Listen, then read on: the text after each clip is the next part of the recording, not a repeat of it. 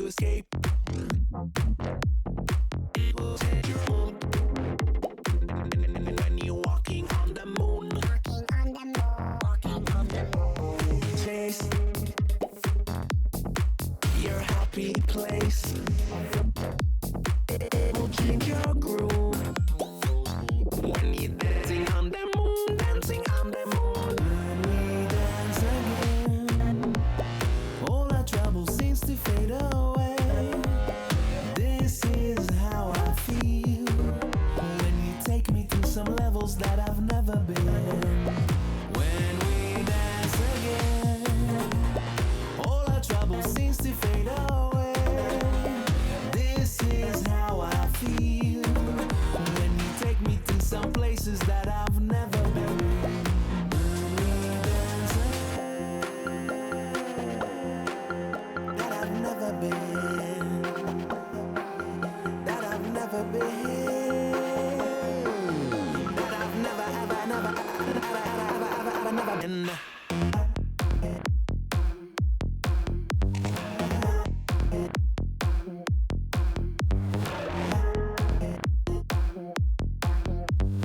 Walking on the moon. One moment to escape. People set your mood. When you're walking on the moon, Walking on the moon. chase your happy place. It will change your groove. When you're dancing on the moon, dancing on the moon. When we dance again, all our trouble seems to fade away. This is how I feel when you take me to some levels that I've never been. When we dance again, all our trouble seems to fade away. This is how I feel when you take me to some places that I've never been. When we dance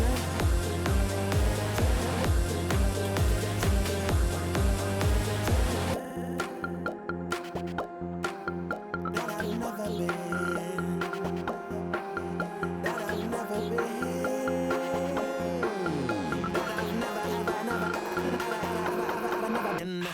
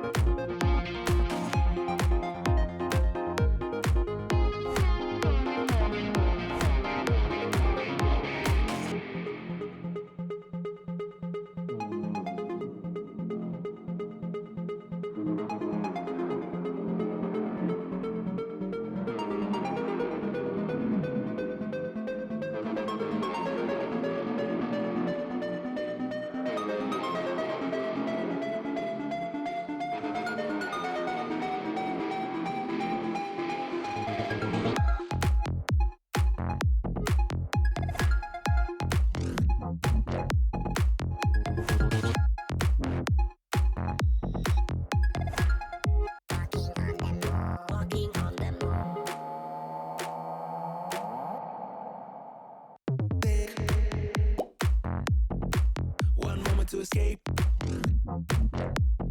People said you're old. When you're walking on the moon, Walking on the moon. Walking on the moon. chase your happy place. It will change your groove. When you're dancing on the moon, dancing on the moon. When we dance again, all our trouble seems to fade away. This is how I feel when you take me to some levels that I've never been. When we dance again, all our trouble seems to fade away. This is how I feel when you take me to some places that I've never been. When we dance again, that I've never been, that I've never been, that I've never, ever, never, ever, never been.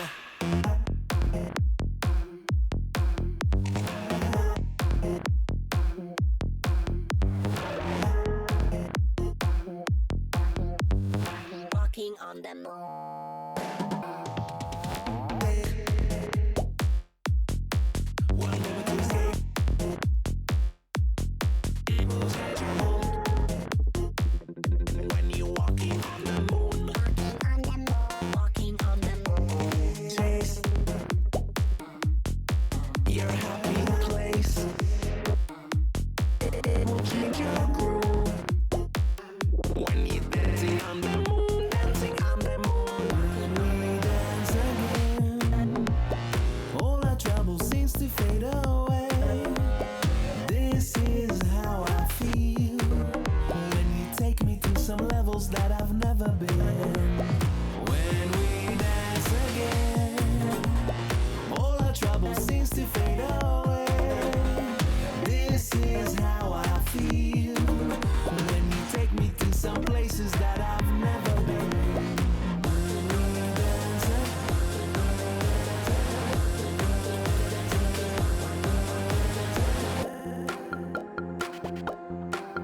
that I've never been,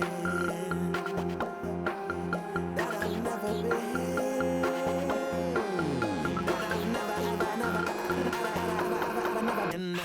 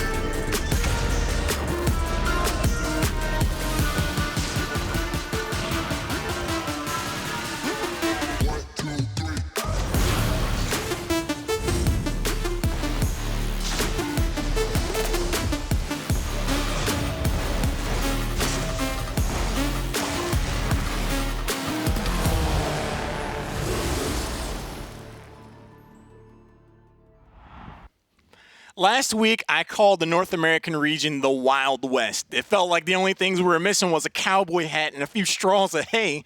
It comes down to what team is going to want it the most, with so much to be decided in the overall landscape. My name is Albert Halloran Haley III. I'm proud to be your host. Along with me, we have Squid. Stacks, gentlemen, how you guys doing today? Oh boy, we're doing amazing. Had an outstanding EU side of the broadcast, so I have to say, it was a wild ride. We saw a lot of close first matches, and we're only hoping that we can have such a good week 2 for North America. Yeah, I said it during EU. North America's got a tough act to follow, and even the B-Stream matches over on Rival Esports were phenomenal. So, hey, tough act to follow.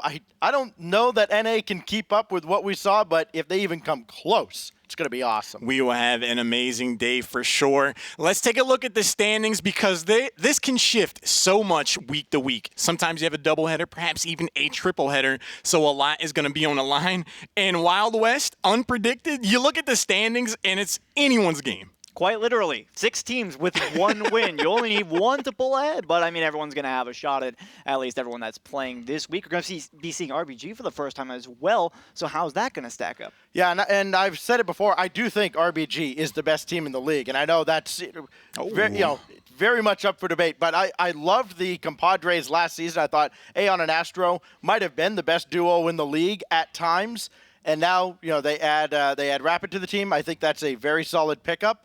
I want to see what they can do when we finally get to see them here in week 2. Compared to the EU, when you have these strong teams like Veloci Esports, they're undefeated, and you look over in NA, and there's so many just 1 victories. It can come down to anything. These teams are playing for quite a bit on the line.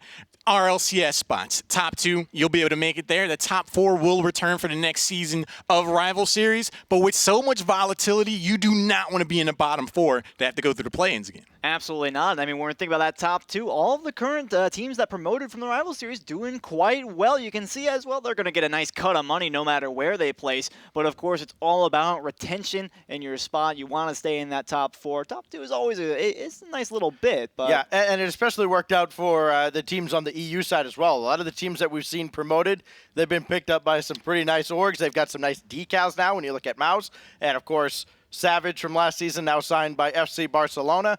It's a big deal. This is life-changing potentially for the teams that get to that promotion tournament, and then even more if they can make it to the RLCS. Getting into the RLCS would be an amazing feat for these teams. And also, we got tickets on sales. Head over to tickets.rlesports.gg. Maybe we'll see you at the Prudential Center for the World Championship of this season of RLCS. But let's take a look at the schedule today because we have an amazing set of matchups for us today. Birds and the Bees starting things off against Plot Twist. Later on, we will see your RBG Esports stacks. I'm excited to see them in action, but every match here is going to be cool to check out.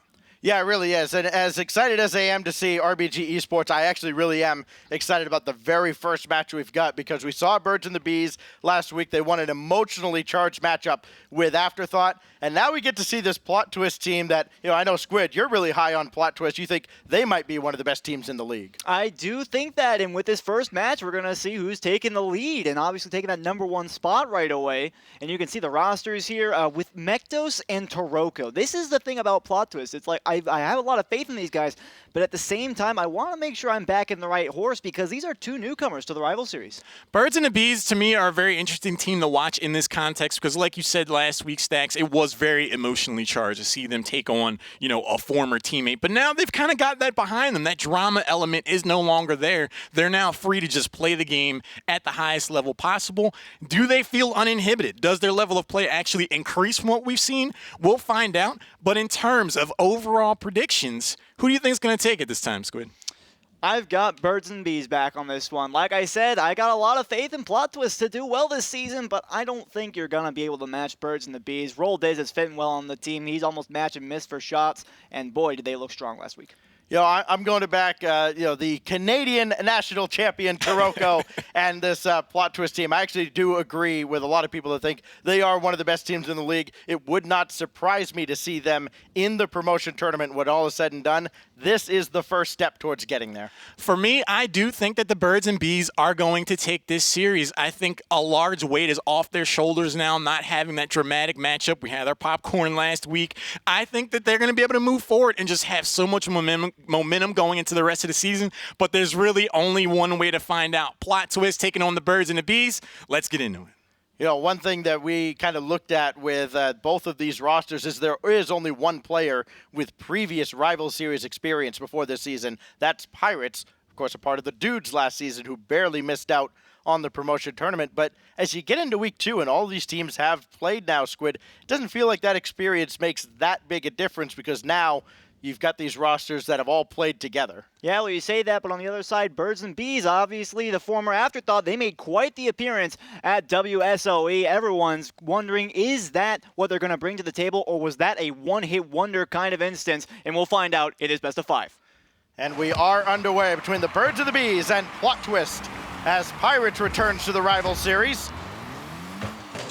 And Hoxer will lob one up, trying to chase this down himself. We get to see Mektos and Taroko get their opportunities now. And Taroko, a player that we've been talking about for a while, as Mektos has that off to the side. Taroko just kind of looking around, wondering where he should be. He should be up after this ball, and he is, as he dumps it to the corner. Now another ball sent down as Hoxer will collect and send this away. Pirates out of his own corner, challenged by Roll Diz. Mist has to retreat, and this could be trouble for Birds of the Bees if Mist isn't 100% sure with this play, and he's not as he turns it over. And one thing I'm looking forward to is to see how Mektos performs in this game. I've noted that he's a skilled player, but he can be really on and off. It's easy to tell when he's having an off game. He doesn't even perform poorly when he's off, not gonna lie. But he's still a player I want to see do outstanding. First minute's come and gone, and most of the pressure's against them, but nothing they can't handle. Mist now low off the back wall, and Roll Diz can't get there in time. It goes off of him and all the way downfield. And now to be Plot Twist trying to score first, and they will not, at least not yet, as Taroko has to retreat and clear this ball away. Hoxer taken out of the play, man advantage now for Plot Twist. But they're not moving forward. Instead, they're expecting, I think, a big clear squid. That's why they keep backing off. It does feel that way, and we saw some success for the Vikings in their series today in this kind of category. And for Plot Twist, as I mentioned, nothing too threatening on their side of the field so far. So it looks like they're just trying to bide their time and find an opening, as you mentioned. This is not their first match of the season. They did play on the B stream last Saturday. Able to come out on top as that ball's popped up. And Mektos now trying to get the counterattack started for Plot Twist, really get them their first quality opportunity. They do not have a shot on goal yet in the first 2 minutes. Taroko for Mektos, needs somebody downfield, and they're still very slow to get downfield. I think they were kind of waiting to see if Mektos would get that touch. Sometimes you got to take that leap of faith. They're not doing it just yet. Yeah, and it's ironic how quickly the ball can move downfield and how slowly they get to it. A quality save there from Pirates getting that one away. Still holding strong on the defensive end, but we have to see if they can start following the ball effectively down the field. Mist throwing another one downfield. Birds and the Bees feeling very comfortable as Taroko avoids Mist going for that demo in the net. We saw that plenty in the series with Afterthought last week. Now Mist trying to control here. He's got Hoxer helping him downfield, looking to center. Instead, Taroko plays that out, and he also meets Roll Diz. Kind of created his own mess and cleaned it up at the same time. Big shot here, the hardest of the match so far, and Taroko's up to the task. Finally, an excellent shot from the Birds and the Bees, but Plot Twist respond in kind. And we have 5 shots in total now for the Birds and the Bees. They're doing outstanding per usual, keeping up that huge pressure. Mist is barely not able to get that one. A wonderful save from Mektos to keep it away. And again, they keep holding strong, but we have to see more of them on offense. Taroko got the double touch, trying to center there, but well defended by Birds and the Bees. Plot Twist again, still looking for their first shot, their first good opportunity at all on the offensive end. This could be it, but Mektos can't get to that ball. Hoxer plays it outside. Roll Diz to just carry this all the way downfield. He has a chance to center, but instead has to back off. Hoxer will try now, looking for Mist. He's got him, and Mist scores as he did early and often in week 1. This is a great play from Hoxer. When he has this kind of space to make the double touch and drop it in center, it can be incredibly difficult for the defense to read. You saw Mektos go up and try and slow that one down to no avail. Pops right out in center in a great passing play. They have 8 shots on, a little bit caster math there, between Mist, Hoxer, and Roll Diz. And they've been doing just an outstanding job of really applying so much pressure. They're going to add another one right there. Plot Twist have not had a good opportunity to break out so far. And that was looking like one there as Mektos was able to get at least across midfield, but didn't have any support, gave up possession. They'll try to prolong this possession for just a little longer. They cannot. and off that double whiff, Hoxer goes right down the middle. And that's really the story of this play. Having two players go for this ball and not making contact is a little bit of a mistake. I think that's basically the key of this play. Hoxer has an easy time getting that one away. And of course, Pirates, he could scramble to get back. So Taroko and Mektos, a little bit of a strange decision on that one. Maybe a bit more communication. They're only down 2-0, but it feels like much more than that, considering how this game has played out so far. Roll Diz to the corner, looking to add salt to the wound, but that's going to be set away as he's not able to follow up his own play. Down inside 30 seconds. Mektos can't make the save. Roll Diz adds another, and that should do it in game one. And that's a goal for everyone on the Birds and the Bees, I might add, with a total of 11 shots so far. Incredible stuff, to be perfectly honest. In Plot Twist, they had great defense in the first half. Makes you wonder what exactly happened. Was it just a little bit of mental breakdown? Was it just the pure quantity of shots being placed against them? Or what happened this game? Well, right now, what has happened is just a one-sided beatdown as Mektos and Taroko both go up for this ball. That leaves Pirates all alone at the back. And right now, they're just trying to keep this at a 3-goal deficit as they close out game number one. And Birds and the Bees start off week number 2 on a very strong note. Now, playing a shutout against a team like this is, okay, that's pretty good. Playing a shutout in terms of shots is on an entirely different level. Nobody on Plot Twist was able to put anything on target. And when you consider the fact that Taroko and Mektos are really magicians on the opposing half of the field, that's going to cause you some issues. If you can't score any goals, how are you going to win? Yeah, the only way anybody on Plot Twist was going to get a shot is if they paused the game and switched over to the blue side. It was just that one-sided. It really felt like the field was just tilted in one direction. And yeah, Birds of the Bees just completely dominated. I mean, that was a clinic, to be quite honest, that Plot Twist should probably have to pay for after game one. I can't agree with you any more than that. I mean, Birds and the Bees, they had very good stats at the end of week one. They had so many shots in total, and, well, they're coming out with that one this time around. Roll Diz and Mist were the strikers, but this time, Hoxer's getting his fair share as well. Everyone got a goal for Birds and the Bees, so they're feeling incredibly confident now. And like I said, Plot Twist, you got to get your men downfield. You got two guys that are powerful on the offensive end, but they're not spending any time there. Yeah, it was Taroko teaming with Ralph, who we'll see a little bit later, and AXB, who is, of course, now in the RLCS. They won the World Gaming Canadian National Challenge, and you thought, all right, this is kind of like the launch pad for Taroko. Now he's going to just leap into the spotlight. And, well, he's in the spotlight now. We haven't seen him at his best, clearly, after game one. But game two starts 0-0 and a chance to start over for Plot Twist. And I'm looking to see if Pirates will be that level-headed player with experience in the rival series to really guide them to the victory here. Nice demo from Taroko, and that's a quick way to push out. Pirates all the way downfield. He's going to need some help here off the rebound. Mektos got absolutely nothing on the shot. Hoxer run into by Taroko. That slows him down a little bit and buys his teammates time to get back. So they make the most out of an ugly situation. And now they are at least downfield again with another opportunity. And we'll have to see if they can get any more shots on target. They've already got 2, which is infinitely more than the last match, if you consider that in terms of multiplication. Here, we're in the first minute. A nice shot there from Taroko, but easily clear. Hoxer going up the ladder. All 3 cars are basically right there along that right side wall. And this ball will finally be sent out, and Hoxer has to make the save, strafing across the net. Taroko taken out of the play. That leaves Pirates and Mektos. And they cannot keep this attack alive, or maybe they can. Mektos in front, trying to get in Mist's face.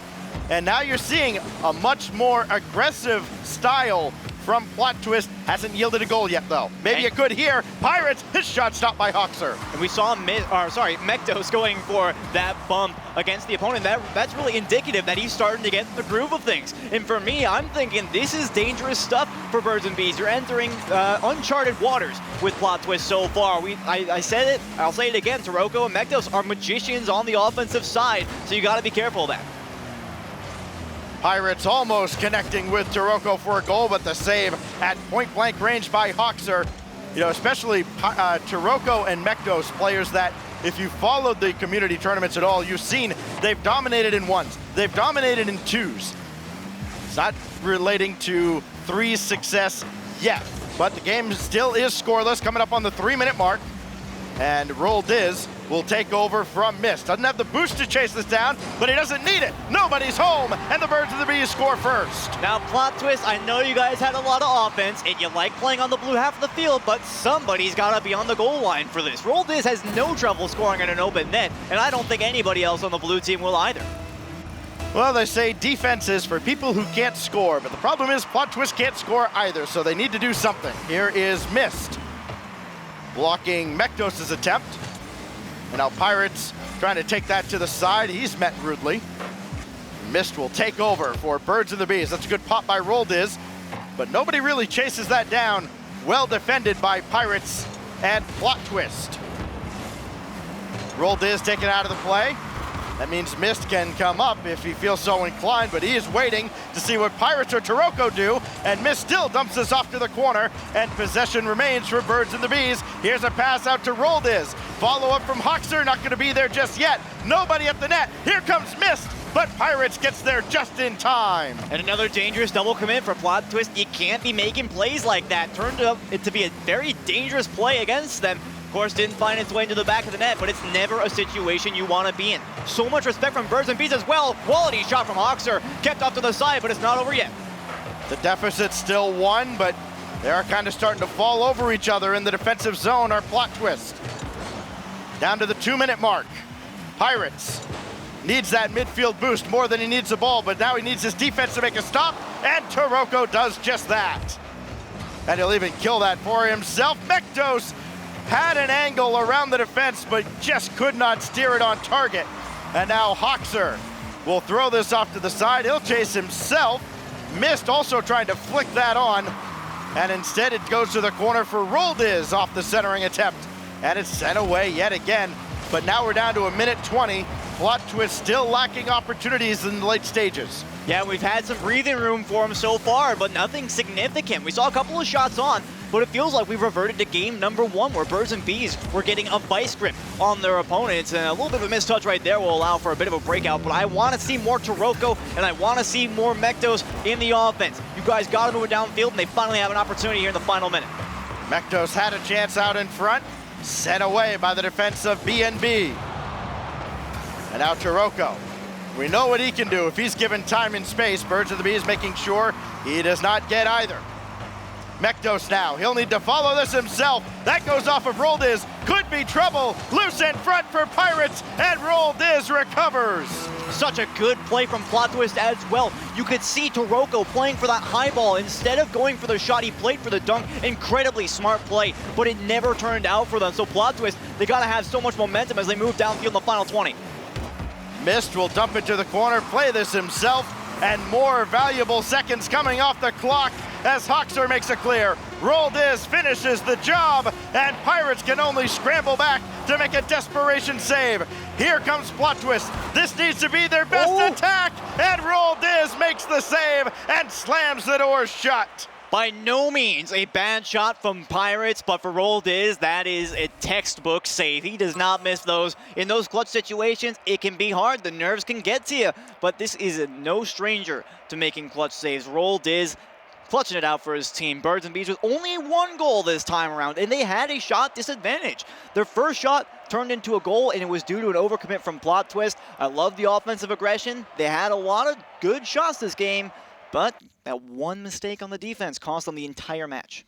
Yeah, and this Plot Twist team now, they do force something like, I think it was 7 saves in that second game. Of course, they didn't force any saves in game number 1, so it's a step up for Plot Twist. It's not a big enough step up as Birds of the Bees continue to frustrate them on the defensive end. We've seen really a defensive masterpiece by a team that a lot of people think could very well end up in the promotion tournament, and with performances like we saw last week against Afterthought and here today, I can't argue against them at all. Yeah, and I mentioned how, Birds and Bees, we were hoping it wasn't necessarily a one-hit wonder event when they won to WSOE LAN. I think that they're slowly proving that, no, I don't think that it was. Even though we're not playing with Shock this time around, Roldiz is filling those shoes quite nicely. We've actually been seeing that out of a lot of the roster moves so far this season of the Rivals Series.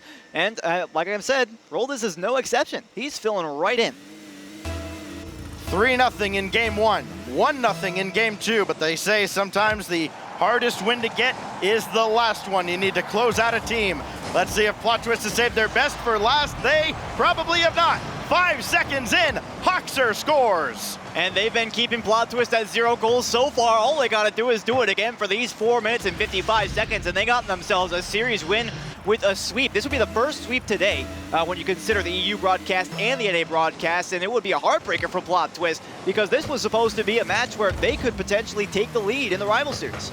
Yeah, and all the other teams looking at a match like this wondering, all right, who's going to fall down towards us? What team are we going to be able to catch now as they fall just a little bit further down the standings? Doesn't look like it's going to be Birds and the Bees.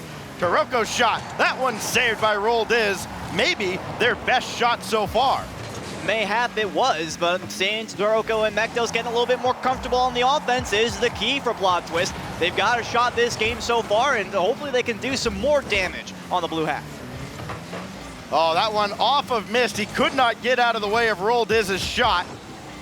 So a little fortune going the way of Plot Twist. They haven't had much. Roll Diz's shot. That one's off the crossbar, and it will be sent away maybe by Taroko. Nobody actually took this ball, and Mektos can't get rid of this. Pirates can't either. Another chance for Mist off the feet from Roll Diz. Rebound finds its way in, and right now Birds and the Bees are doing anything they want to Plot Twist. Yeah, Roll Diz is just kind of playing cleanup crew right here. He knows that Mektos has a tough save to make. He's unable to get it away in every sense of the word. But Birds and Bees had way too much time in the offensive end.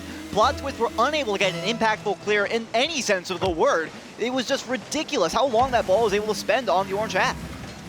Well, this has to be disappointing for them because, again, you spent so much time preparing for your first match on the mainstream here, and this is the performance you get as Mist adds another for the montage. Well, Plot Twist might not be performing that well right now, but Birds of the Bees, they are definitely doing work. A wonderful double tap, and Mist has the entire net to shoot out there. I mean, there's a defender down there, but you know he's not going to be able to stop that at 105 kilometers an hour. We're going to run out of paper tracking all the goals that Birds of the Bees are going to score in this game. If this keeps up, already 3 in the first 90 seconds. They may add another. Mist twirling through the air, and right now, he's just showing off. Roll Diz, he'll get around on an angle, and Pirates makes the save. Pirates will clear this away. Does not have a teammate down there, and right now it's just desperation on the defensive end. It's like they're trying to survive this 5 minutes. We're looking at more of a game 1 situation as well. Plot Twist, I said they got that one shot earlier on, but it's remained at 1 since the very start of the game. 2 minutes gone. Roll Diz in easy time. Once again, keep this one in the zone. No touch from Taroko, and it really just feels like it's been a panic from Plot Twist the entire game so far. Ever since that first goal was scored, you could really see that they're kind of, everything they do is dripping with unsurety. They don't know what they're doing, it feels like. Of course, obviously they do know what they're doing, but they don't have a game plan for when the ball finally gets downfield. Now Hoxer, another big clear. That forces Taroko and Mektos back. And Taroko has to get this away towards Mektos, and he does. That tandem needs to be on fire for this team to have any success at all. Roll Diz now, just taking this himself and spending a little more time off the clock here, making it even tougher for Plot Twist to come back in this game. Remember, Plot Twist have no goals so far this series, so this is not a good scenario for them to be in. They have to come back by 3 in a spot where they've hardly scored any goals or any notable shots even on the offense. And another big blast from Roll Diz. That one's saved by Pirates. He has to go around Hoxer to try and play this ball, and now he just sits there waiting for it to come to him. That'll almost never work. And now Taroko, he has the ball taken off of his car, and it almost finds the net. And again, Plot Twist, they're just kind of trying to roll with the punches right now. They can't get anything set up because Birds and Bees are doing such a good job of really just taking whatever that they have and throwing it straight back to the orange ball. We got a goal for every single one of their players. You can tell Birds and Bees are playing super comfortable in this match. There is nothing that Plot Twist can realistically do to turn this around so quickly. Hoxer for Mist. That's over the defense. Follow-up is just wide. Might have been interfered with just a little bit by Taroko, who may have done just enough, but they cannot get this ball downfield. Mist with the challenge, and he takes their corner boost. That'll make life even more difficult as if it wasn't already, as Plot Twist continue to be frustrated by the defensive Birds and the Bees. And honestly, as we approach the final minute, we can tell another touch there from Hawks are getting it away from the Plot Twist players. They've hardly had any chances to take possession of the ball, and even if they do, their players don't know exactly where to put it. We've seen some semblance of making team plays to try and move it downfield, but nothing significant enough to turn into a prolonged offense. So for Plot Twist, I think I'm calling game over right here. Birds and the Bees just played so solid so far this entire series. And again, a goal for every single one of their players. Everyone's participating. And you know, this team can win games if they have one player popping off. But with all three firing on all cylinders, you are doomed. I mean, nobody at the net at all. It's like they just concede, all right, if you can score it, you got it. Roll Diz does not. So they try to get downfield. The only real drama here is whether or not Plot Twist will get a goal in this series. They've got 10 seconds to score their first goal of the series. Otherwise, they'll be completely shut out in their first match of the day. And they've got another coming up against another top quality squad. This ball will drop down. It will fall into the net as Mist goes right down Broadway. And it's an exclamation point on a clinical finish from Birds and the Bees. I don't think there's any better way to put it. They absolutely annihilated the competition in this match. No doubt about it. Dotting the I, crossing the T. It is game over, my friends. They are so good. Like I mentioned, when they're playing with all three of their players just going off doing whatever they want, they can do just about anything. And this is an absolute proof that they belong here and potentially in that promotion tournament. We're looking at one shot over the course of 2 separate games for Plot Twist. Yeah, that was absolutely stunning. I haven't seen a defensive clinic like that in a long time. And we've seen teams shut out for a whole series in the RLCS. But that was incredible because there was only, you mentioned one shot in game 3, no shots in game 1. They only had a bunch of shots in game 2, but you still didn't feel like many of them had a chance to go in. They were all pretty easy saves. Yeah, well, I mean, there were obviously a couple of quality attempts, but, there's nothing you can do to stop Birds and Bees other than just keep throwing shot after shot after shot. And they did have that once in a while, but every quality shot was few and far between. So that's honestly, watching that game, there's no question that the Birds and the Bees should have taken this victory. And I predicted for them, but I honestly didn't think it was going to be this dominant. Well, North America tried to match the excitement of the European rival series. They didn't get there in match 1, but we'll try again with our second match of the day. It's coming up after this as Shadow is back for Upper 90 Esports. They take on the Dudes right after this.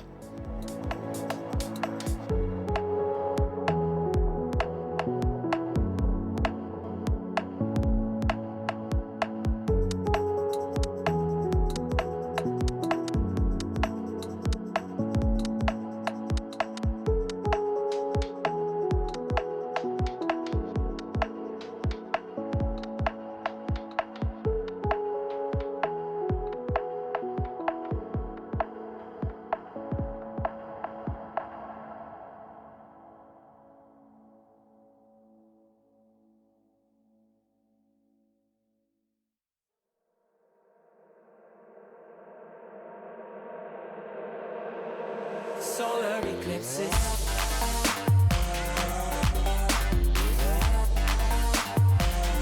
Solar eclipses.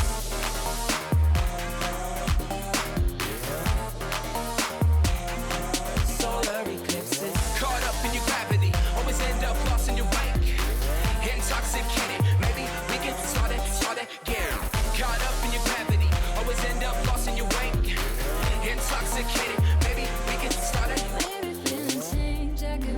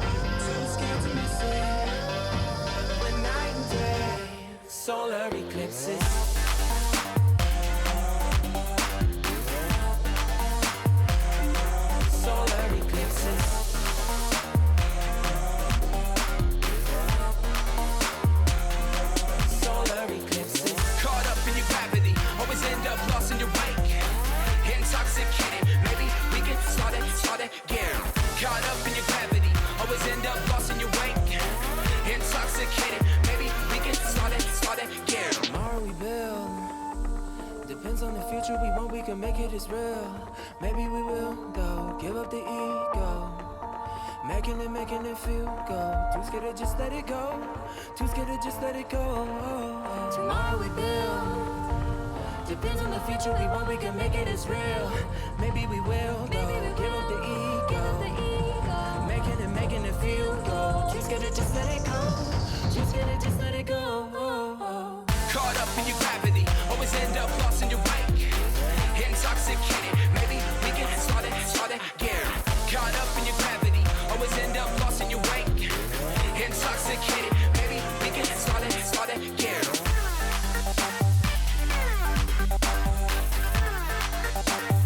We can start again.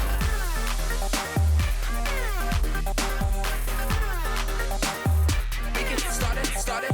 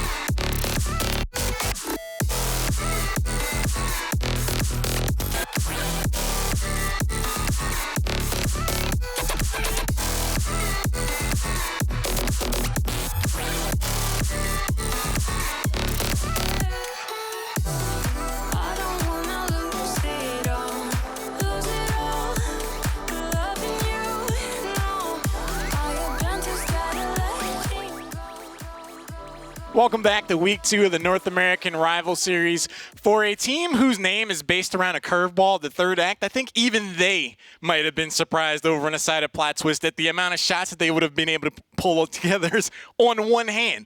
Incredible play from Birds and the Bees. Their shots, there were numerous. They just continued to press with the offense. But one of the things that impressed me the most is their defense at the midfield, because anytime it seemed like Plot Twist would try to take the ball to the other side of the field, they were either getting outright challenged or they were losing boost at every turn. It was impressive all the way around. You do make a good point. We saw a lot of spots where Plot Twist didn't necessarily have as much boost as they would like. And I mean, when I say that, I mean basically every situation that wasn't Right. part of game 2. So Yeah, I mean that was men against boys right there. That was incredible. Just one of the most dominant things I've seen in the Rival Series in a long time, and like we've seen 2 seasons of Incognito. So for Birds and the Bees to come out the way they did against Plot Twist, they make a statement here. And hey, they're not done this weekend. They're not done today. They looked outright scary because, as incredible as it was, if they up their accuracy quite a bit, like we're looking at 6-7 goals a game. So I think it could definitely get worse.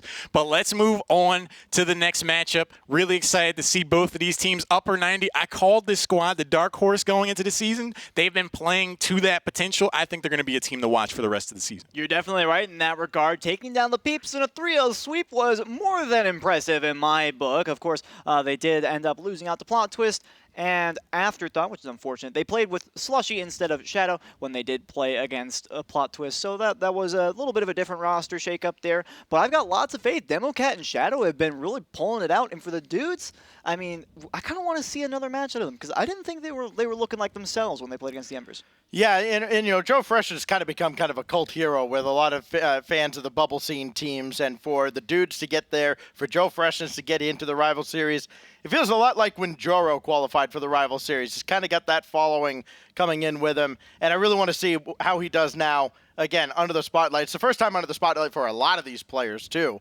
and especially in this this matchup with Upper 90.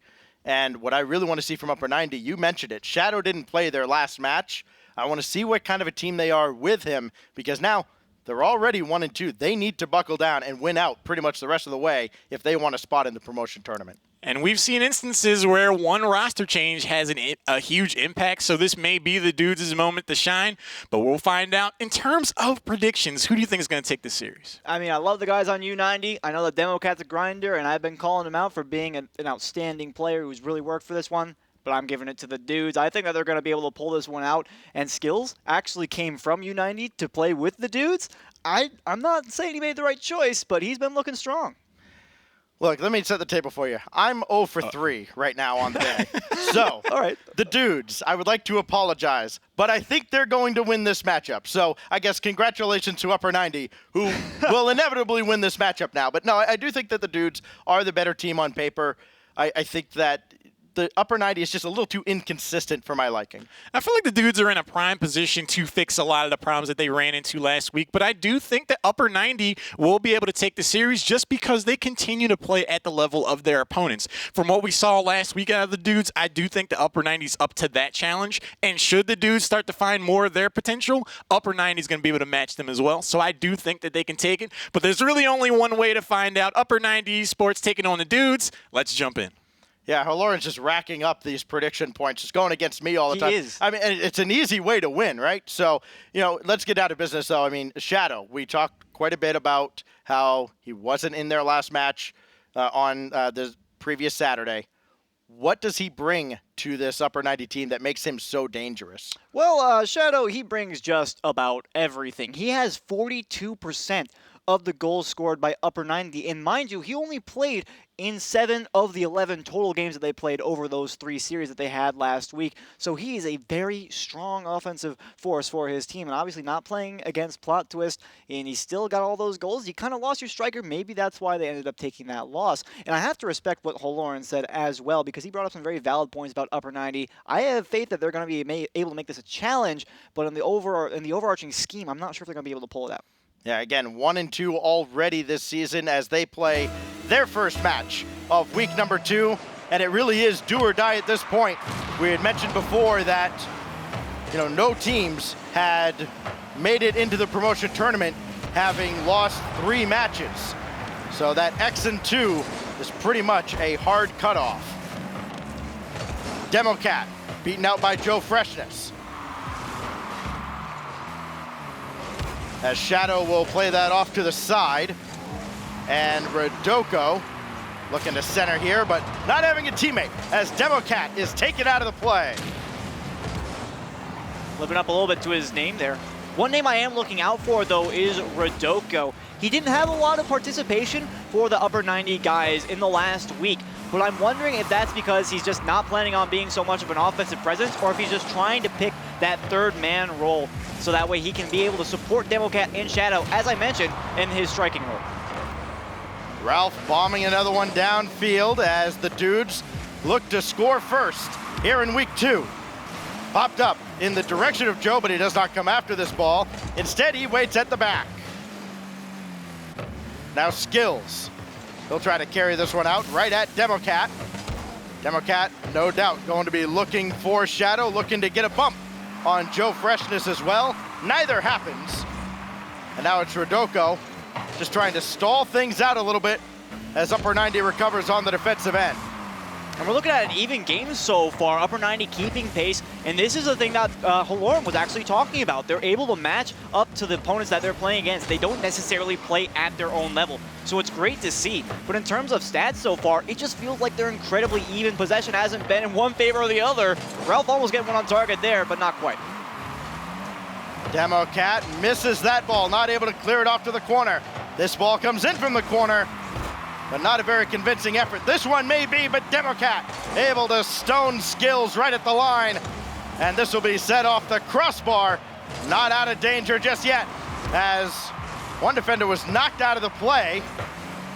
No capitalization yet for the dudes as they really go deep into the bag of tricks, trying to get that opening goal of the series. Ralph will try. He's met by Democat. Follow-up doesn't come just yet, and it buys Shadow just enough time to get there and save the day. And Rodoko pre-jumping that shot right there. You got to give him respect. It was a very threatening opportunity there for the dudes. The shot never came through, though. Now Shadow, just barely missing out on that one. Unfortunate, but sometimes you miss your chance on that one. And so far, we've seen a lot of good chances for the dudes. Rodoko's actually going to find the first goal here. I was wondering if he's going to show up more on offense, and he definitely is.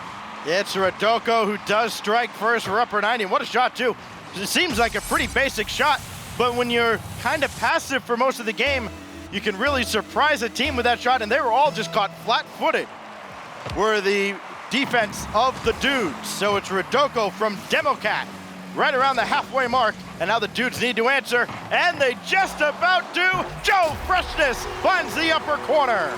Great shot placement right here, and you know he has to have this. But Democat has always been able to make these key saves on the line, and unfortunately, Shadow, he's not going to have enough time to react on that one. Just playing that little bit too close to the ball. Not by choice, though. Putting that one off the post definitely put him in a bit of an awkward spot. Good on Joe Freshness, I must say, for being so close as to make that play. The old kickoff goal. Good for what ails you. And now Joe Freshness. Kind of trying to track this ball, but may have been better served just going all the way back, as now Upper 90 are back on the attack. It's Rodoko again launching one, but this one's going to be high and wide. Skills against Democat, trying to go underneath. Well read by Democat, good adjustment. Rodoko maybe looking for Shadow. Instead, Shadow has to go to the side to play this ball. And Skills looking for Ralph. He's found him, but with Rodoko in the way, Upper 90 should be able to clear this out of harm's way, and they do. Quality passing out of the defensive end. I was actually just going to mention, I'm liking that Rodoko is playing connect the dots with his teammates. It's nice to see them able to make those transitional plays downfield, and you wouldn't be able to tell that Upper 90 came in as the 11th seed or underdogs, because they are doing phenomenally as Rodoko gets another one with an excellent demo from the Cat.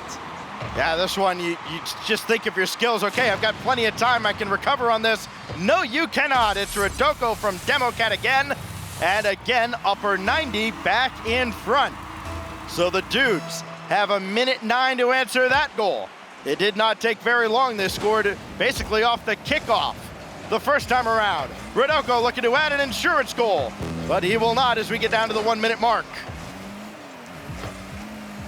Skills now with nothing to work with. Ambitious at best. And now Ralph off the respawn. It put him in perfect position to make the save. Rodoko with a drive. That's going to be high. And Joe needs to track this ball down. I'm liking what I'm seeing from Democat so far, but not that one. Skills is going to dribble it right around him. I was just starting to talk about how Demo is playing solid in this game, and then he gets balled in that 1v1. And Shadow going for that midfield boost. Not able to support on the defensive end. And we're right back at 2-2. 37 seconds remain. No closer to determining a winner than we were when we kicked it off to start. Shadow with a good challenge out of the corner. Democat, good quick read going after it. Shadow over for Rodoko, needs a third man. Democat is there, and he takes that ball right away from the defense. Now Shadow, challenged by Ralph. Just seems like the dudes are a little bit slow to everything in the defensive end until that bump on Democat. And now that brings Joe Freshness.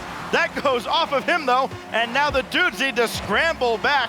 Almost a disaster, and Skills avoids the demo, makes the clear, and we will go to overtime. Demo plays the name of the game for Upper 90, and they almost had that one right at the end. Shot was not on target, but it's definitely something to be worried about. We've seen such good plays from all of the members of the blue team so far. I'm excited to see how this overtime goes.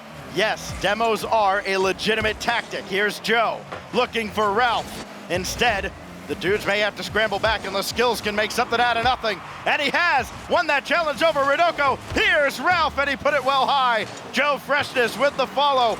Needs some boost, and he doesn't have any, so Democat will send it away. You can see the respect from the dudes. They don't want to overcommit on that one. Joe Freshness is actually going to get a defensive demo here. But you can tell Upper 90, they have earned the respect of the other rival series teams, and with good reason, they start to push out on the offense here.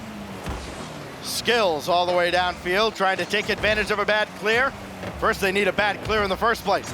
Joe Freshness able to center that ball, but again sent away. Nobody blinking through the first minute of overtime.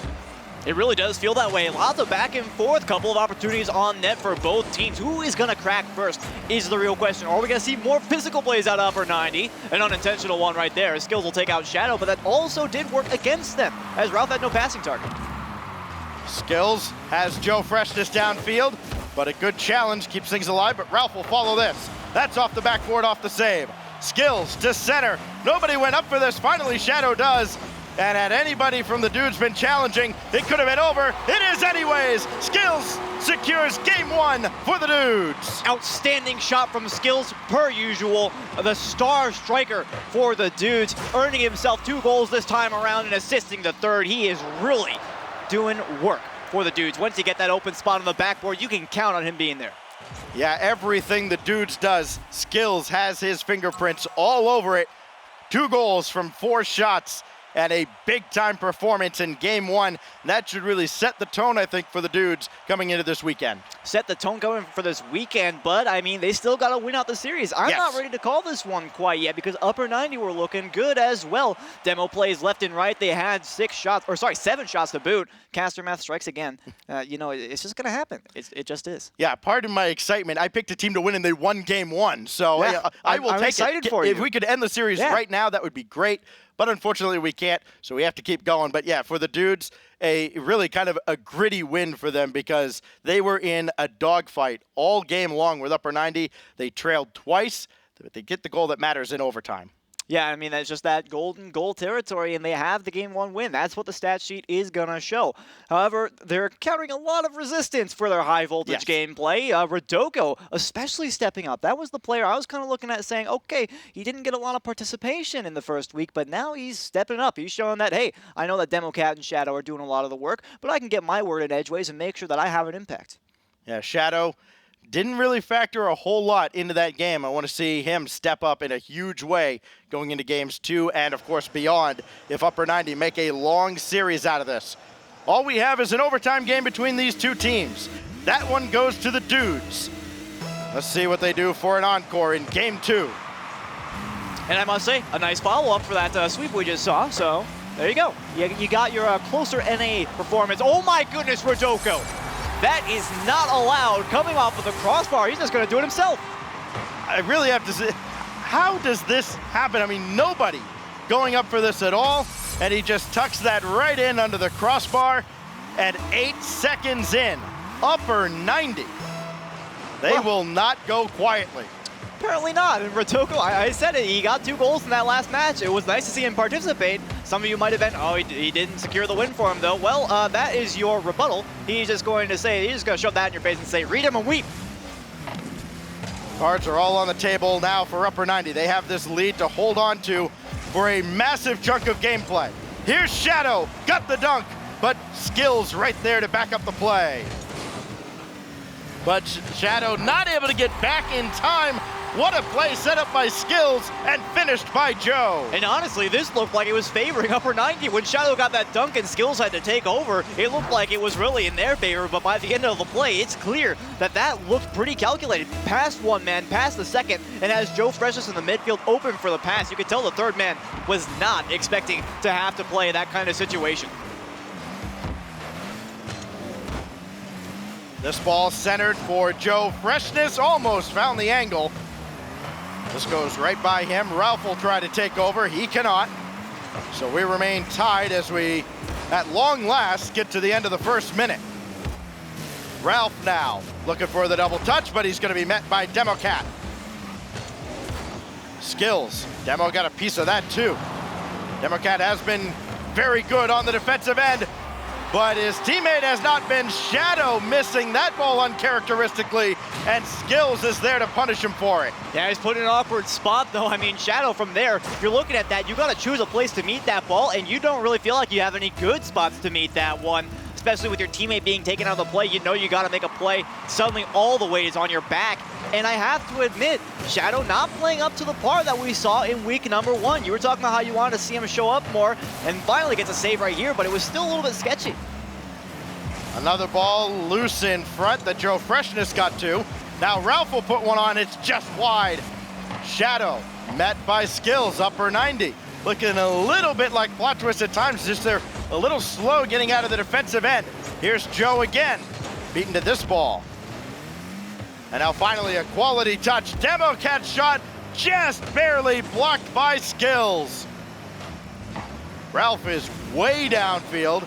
He's gonna take his sweet time getting back, but Joe Fresh is gonna hit him with not just a save, but a clear, getting this ball out of harm's way, finding a teammate, and enabling this counterattack that Democat has dealt with, at least for the moment, and so too has Rodoko. He's been standing out so much, and that also moves in the physical plays. Demo couldn't get that shot quite past the defender. But upper 90, again, they're really posing a legitimate threat. But you mentioned it, bit slow moving downfield. I want to see a little bit more offensive-oriented play from them, and the passes especially. We saw a couple of those in the very opening of game number 1. Let's see if we can have some more. Joe Freshness comes out of a scrum with the ball and gets his shot. Low roller right at Democat. It enables another counterattack for upper 90, but they don't do anything with it. Skills just gracefully taking this away, but did not really get the flip reset he was looking for. Does steal some boost, has a lot to work with, but can't do anything with it as upper 90 playing keep away from the striker of the dudes. Democat now, Joe Freshness read that well. Good backboard defense. Something that even in the rival series is still very much overlooked by a lot of teams. Always got to have someone up there where you just get penalized for it. Absolutely. We saw Skills score the game-winning goal off of an uncontested backboard play last game. And especially, it's useful for baiting out defenders. Even if you can't get a shot out of it, at least you can pull a one defender or two, as we saw with the second dude's goal. Shadow had to go up for it, wasn't able to make the play. It's a free net. Democat right at Ralph. That really didn't get rid of the ball, but Rodoko missed it entirely. And now Skills will dribble this down. Just trying to pop that over. Instead, he's met by the defensive upper 90. Ralph has to retreat. Has Democat bearing down on him. Gets around Rodoko as well. Had just barely enough boost to try and play that ball downfield. Joe's shot, more of a token effort than anything, but it does put upper 90 on the back foot yet again. Quality defense there. I'm noticing one thing from upper 90 that I don't like seeing. Well, I mean, I like seeing that they're going for demo plays, but one thing I'm noticing is that, very importantly, they're not getting them. Shadow's actually going to find his way through that net. They don't need one in this scenario, and they'll be able to tie it up. Democat chased Joe Freshness from the blue zone all the way to the orange team's back wall, and Shadow's able to capitalize with a blistering shot that just gets through the defense with 49 seconds to go. Go home, Joe Freshness. That's basically Democat. But I mean, that actually leads into the point I was making. Upper 90 going for demos this time around. There was a boon in the previous game, but they're not finding them as often. So a pair of unassisted goals technically for upper 90, as that one's awkward in front of the blue net. Democat went up for that ball and he found himself hanging upside down from the crossbar. But upper 90 gets away with it. Shadow, just a little wiggle there trying to fake out the challenge. And now Ralph, he can't make contact. Nobody's home, but Democat will get back and recover. And it looks like Squid were headed for overtime, but boy, this has not been pretty by any stretch of imagination. 5 seconds remain. Rodoko, another clear downfield. He will not be able to catch this and we go to OT. We had this situation last game. It's up to upper 90 now. Are they going to be able to make the necessary adjustment and get the win here? Or is it going to be another dude's victory? Democat twisting through the air. Lands perfectly on the back wall to play this. Now Rodoko missed the ball again, and it almost cost upper 90 the game. Maybe it has. Shadow makes the save and bails out his team. May have made a mistake earlier in the game by not defending the backboard well enough, but he sure as heck made up for it right there. So clutch when he's needed. Democat, that'll drop right down for Ralph. Upper 90's opportunities have been few and far between, but some of them have been really good. Problem is, it's also come after some harrowing trips into the defensive end. Democat can't catch up with this, and now Ralph and the dudes will try to break out downfield. 2v2. Democat just buying time, and Shadow sure-handed, able to make the clear. Losing that 50-50 at the midfield was rather nerve-wracking, I'm not gonna lie. And here's Joe Freshness for the shot. No, saved by Shadow. Excellent defense, but Upper 90 again in a rather bad spot for their situation. You can only make so many saves. Now they have one less defender. Skills takes out Shadow. But Rodoko able to get around Joe, able to get around another, but Ralph is back in time for the save. Now another demo from Rodoko. Shadow for Rodoko, got the demo and did not get the goal as Ralph shut the door on him. Joe Freshness just trying to buy his teammates time to get back in the game, let alone get boosted up. Now here's Joe for Skills. His shot is on, and it is true. Skills another game winner in OT. Skills again coming in clutch for the dudes. And what a pass from Joe Freshness. Put it in the perfect spot. Not so that way Skills could play it the easiest, but so it baited out both of the defenders. You had two guys bearing down on the Skills, not a problem. He's got the skills to take care of the job, finding that left side of the net. And again, you mentioned it, the clutch goal in overtime. 4 goals in the series, 2 game winners for Skills. A just gargantuan effort there for the dudes as they take another game in OT, another 3-2 victory over Upper 90. And now for U90, you got to think, what do we got to do to get anything to go away? What do we got to do to catch a break in these matches? Because right now, the dudes will not go away. No lead is safe. And even when they get just a little bit of momentum, they are quickly sent away. Yeah, I mean, that's really the question that the Upper 90 are having right now is like, what do we do? Because it's like we're making diving saves on the goal line. We're making demo plays. We're getting goals. We're tying them up in regulation. It just never works. What do we have to do to get past them? I think the answer is honestly a little bit more of everything. I mean, more saves would always be good, but I'm talking demo plays downfield and passing mostly, because we did see a couple of glorious moments where they were able to make connections. They're playing Connect 4 out there, and it looks lovely, but it's just too few and far between for my liking. Yeah, I did really like the physical play from Upper 90. I feel like, 3-on-3, they are at a disadvantage against a lot of the field, but when they can take a defender out of the play, disrupt the rotations, not let a team get all that comfortable in the defensive end, that's where they really shine. That's when Shadow can really go off. Right now, they've got 3 goals from Rodoko, 1 from Shadow.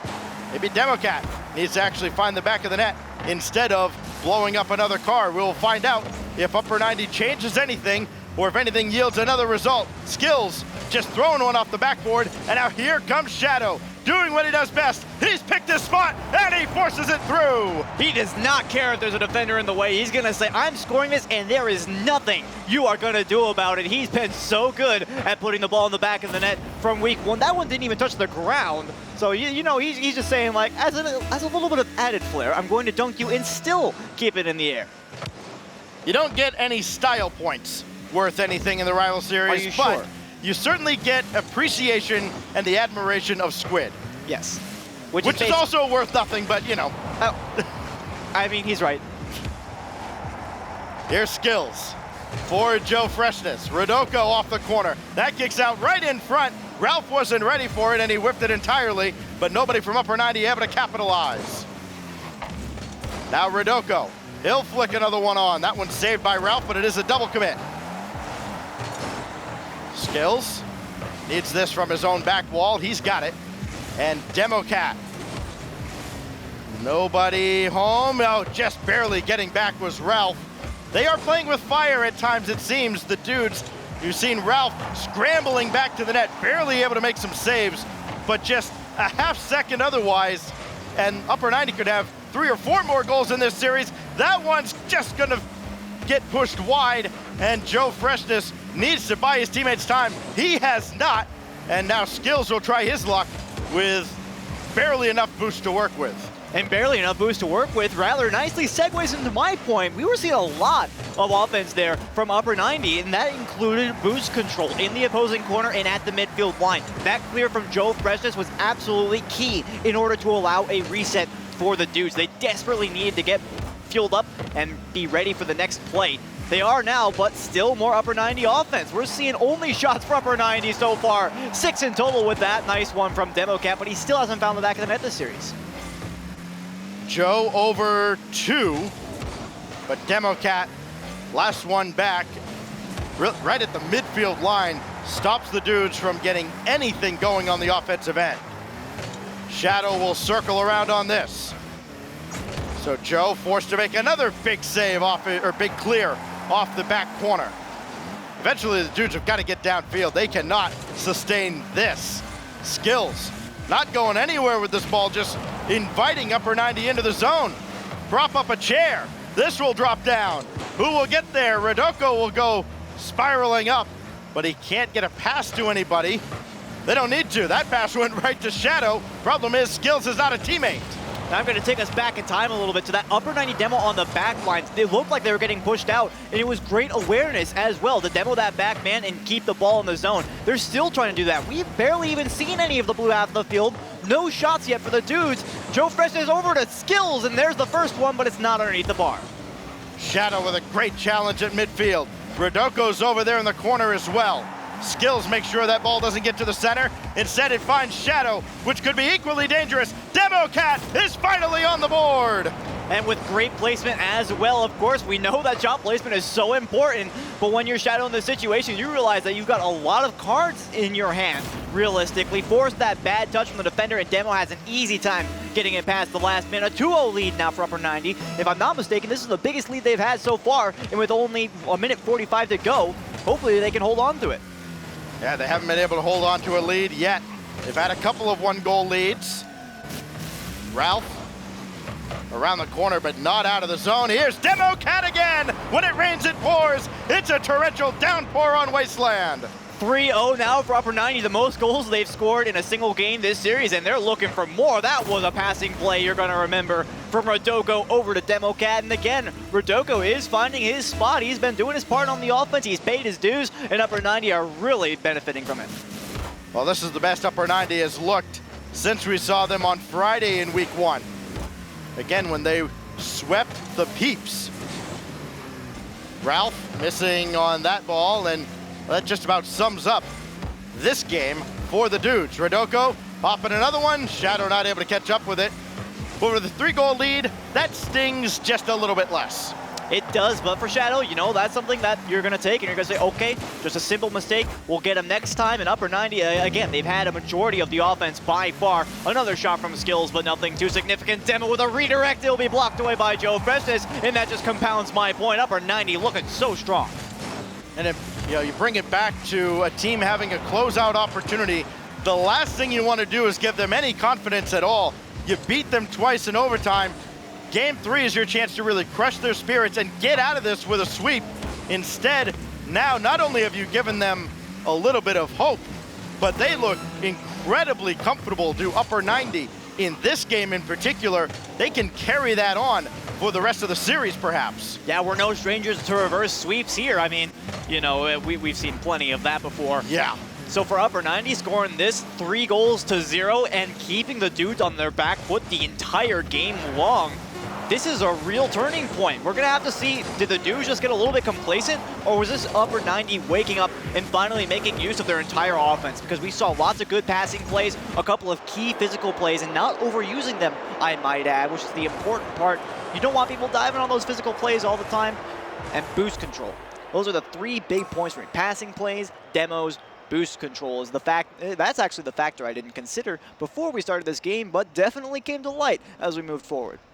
And maybe the key for upper 90 was make somebody other than Skills beat you. Let's face it, he had Fair 4 point. goals in those first 2 games. He's the only player who had any shots at all for the dudes in game 3. He had all 3 of them for the dudes, none of them finding the back of the net.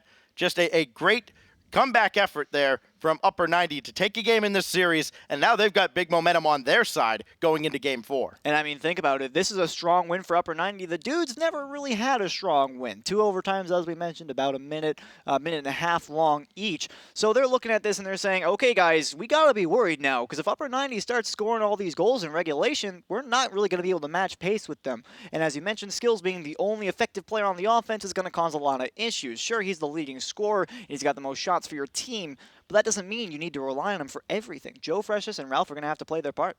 Yeah, Upper 90, a team that absolutely belongs. Here in the rival series we saw last week, they had really 2 very strong matches. One of them, of course, the win over the Peeps. Now I want to see, can the dudes recover after that? Because now that the dudes have dropped a game when they had a chance to close out their opponent, doubt starts to creep in a little bit. It's like, okay, now we're getting the best of Upper 90. Are we up to the task? These next 5 minutes will help us determine just that. Are they up to the task of stopping Rodoko? Skills is, what a blistering shot though from Rodoko. It's clear that Upper 90 wants to come out swinging. A huge demo from DemoCat as well. And again, we're talking about, those are 2 things that we really highlighted. Strong offense and strong demo plays. We've already got 2 of the 3 things that we saw out of them strong last game. And my goodness, this is not a way for the dudes to start off very much like a win this week. That shot could not have been placed any better by Rodoko, and as such, it couldn't have been defended any better by Skills. Shadow now, gonna take his time. And he goes right underneath Ralph. That allows Joe Freshness to come up and help out on the defense. Another shot, that's gonna go just high. Shadow does have the clear. We'd seen a few misses. Now he seems like he is on his game, as Ralph can only pop this up and stall out Upper 90 just a little bit.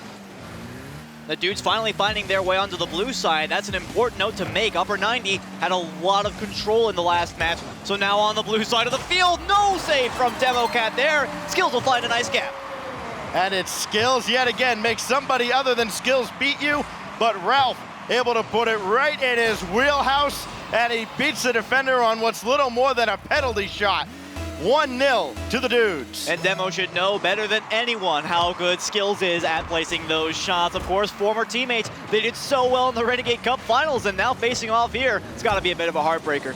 Yeah, all of these players very, very familiar with each other, whether as previous teammates or longtime foes, as Skills will have a clear over top of Rodoko. Full tank of boost for Skills. He can use it downfield as Joe Freshness tries to find him. Now Joe's shot off the rebound, and it's saved by Rodoko, falling into his own net. Clutch stuff for Upper 90, and again, they're finding themselves in a little bit of they're in a detrimental spot right about now. We saw them confident when they had the lead, but how can they break out on offense when they're at the deficit? And now Joe Freshness trying to find Skills, and that really seems to be the plan for the dudes. Skills, just go downfield. We'll chuck it deep. We'll try to find you. Joe to center again. This time everybody backs off as it's well defended by Upper 90. DemoCat shot saved by Ralph. And now Ralph just trying to scramble downfield. I think if he had gotten a touch, he may have had an empty net to roll that ball into.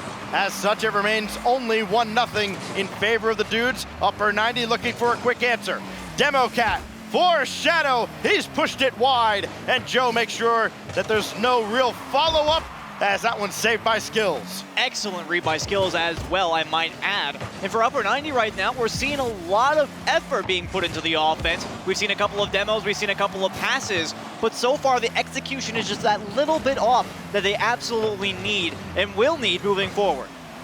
Right between the defenders, it is Shadow, as this ball just accidentally finds the hood of his car, and we are tied. A great force there from Rodoko as well. I mean, you saw him, he's playing that ball off the backboard. He knows that he needs to try and keep it away from the dudes. Otherwise, they're just gonna smash it straight downfield in great positioning to be ready for that shot. Past halftime now, a tie game, and Upper 90, they're no strangers to overtime, but I don't think they want that. DemoCat playing this for himself over Ralph, and Joe barely makes the save. Skills gets back and stops Rodoko's effort. And now the counterattack, almost a 2-goal swing, but instead it's Shadow who gets back for the save. Now Rodoko against Ralph. Democat in support. Shadow trailing. He's going to come up, and Joe Freshness there for the save. Love the pass there from Rodoko using the top corner. They're really buying for anything that they can get their hands on. And I was mentioning Rodoko kind of playing as the not necessarily a striker player, but making the assists, making the third man plays. He's been filling that role very nicely so far this series, and they almost managed to go off that one. It's not even close. Not every goal has an assist for Upper 90. We've seen some great individual efforts, especially from Shadow. Especially the one we saw very early on in the previous game. Shadow to center here.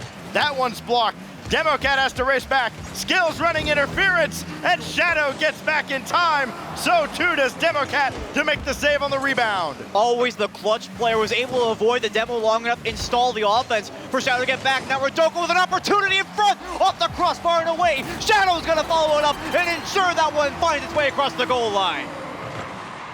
Boy, just a chaotic sequence there. You thought that shot was definitely going to be on the mark. The fact that it wasn't works out in favor of Upper 90, and it is Shadow there on the doorstep with his second. 46 seconds to hold on to this lead now. Upper 90 desperately want this one. We've seen a lot of clutch plays out of every single one of their players. Can they do this? Every game that the Dudes have won so far has come down to the wire. It's been a 3-2 overtime win. Joe Freshness with a clear, not able to find Skills. That wastes another good 5, 7, maybe even 10 seconds. Democat did not get that out of the corner. Shadow taken out of the play. That means he'll be back, but he can't stop this. Rebound off the backboard. Joe Freshness ties the game. That demo meant absolutely everything. What a good physical play. Demo with no boost in the back either has to defer to Joe Freshness, and that is just sad if I've ever seen it, because I know Demo's situation is so dire, and there's nothing he's gonna be able to do about that. That had to be in super slow motion for you watching that play, because you knew the result even before it got halfway there. A chance in front in the closing seconds of regulation, but it looks like yet again we will go to overtime, tied at 2. The Dudes are looking back to games 1 and 2, where they won this situation twice in a row. Quick shot from Rodoko, but he doesn't make contact. I love that aggression, trying to make the play right off the bat, because they know how dangerous this overtime is for them. Big demo from Joe Freshness, but Rodoko is there.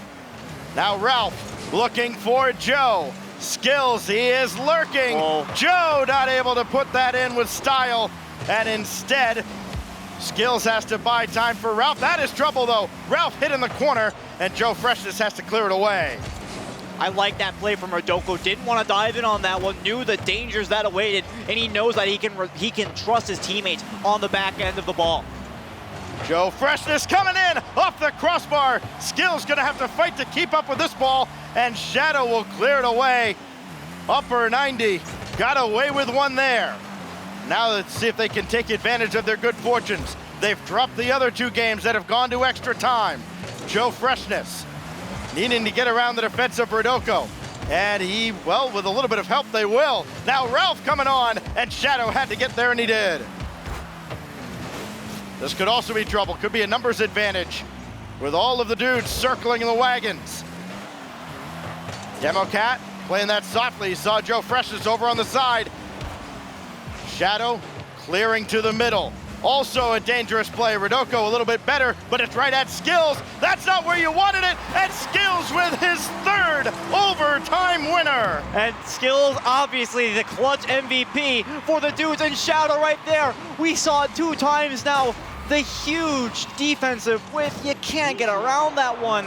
And he's lost in the series with that miss right there. But I will not say that they played poorly, because this was as close a series as, I mean, well, it's obviously not as close as you could ask for. We didn't even go to game 5, but boy, did it feel like it did. It felt like we were in game 6 at that point. Yeah, but with the combined overtimes there between the games 1, 2, and 4, it really did feel like they had played about a 6th game there, or actually a 5th game in this 4-game series.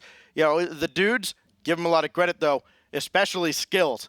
You know, they realized that, look, Skills had the hot hand, let's face it, and Ralph wasn't really finding the net with anything, but he was the table setter, and so often looking for Skills and finding him, That's why they get the win here in 4 games. And we obviously mentioned that Skills coming out with 3 overtime goals, basically, essentially winning them the series single-handedly, and a very good win that was eked out by the dudes. And of course, we have to mention that, sometimes you say that series was close, could have gone either way, but at the same time, being able to clutch up like that when you're the dudes is very important. Yeah, a lot of players don't get 3 overtime goals in a season. Sometimes a career, getting 3 in one series, that is big. And now Skills can rest as the dudes will take their win and they will get the heck out of Dodge. And we will get the heck out of Dodge as well. We'll bring in Subi and Corelli with yet another banger of a match. Perhaps we finally get to see the old compadres, RBG Esports, up against Plot Twist. Don't go anywhere.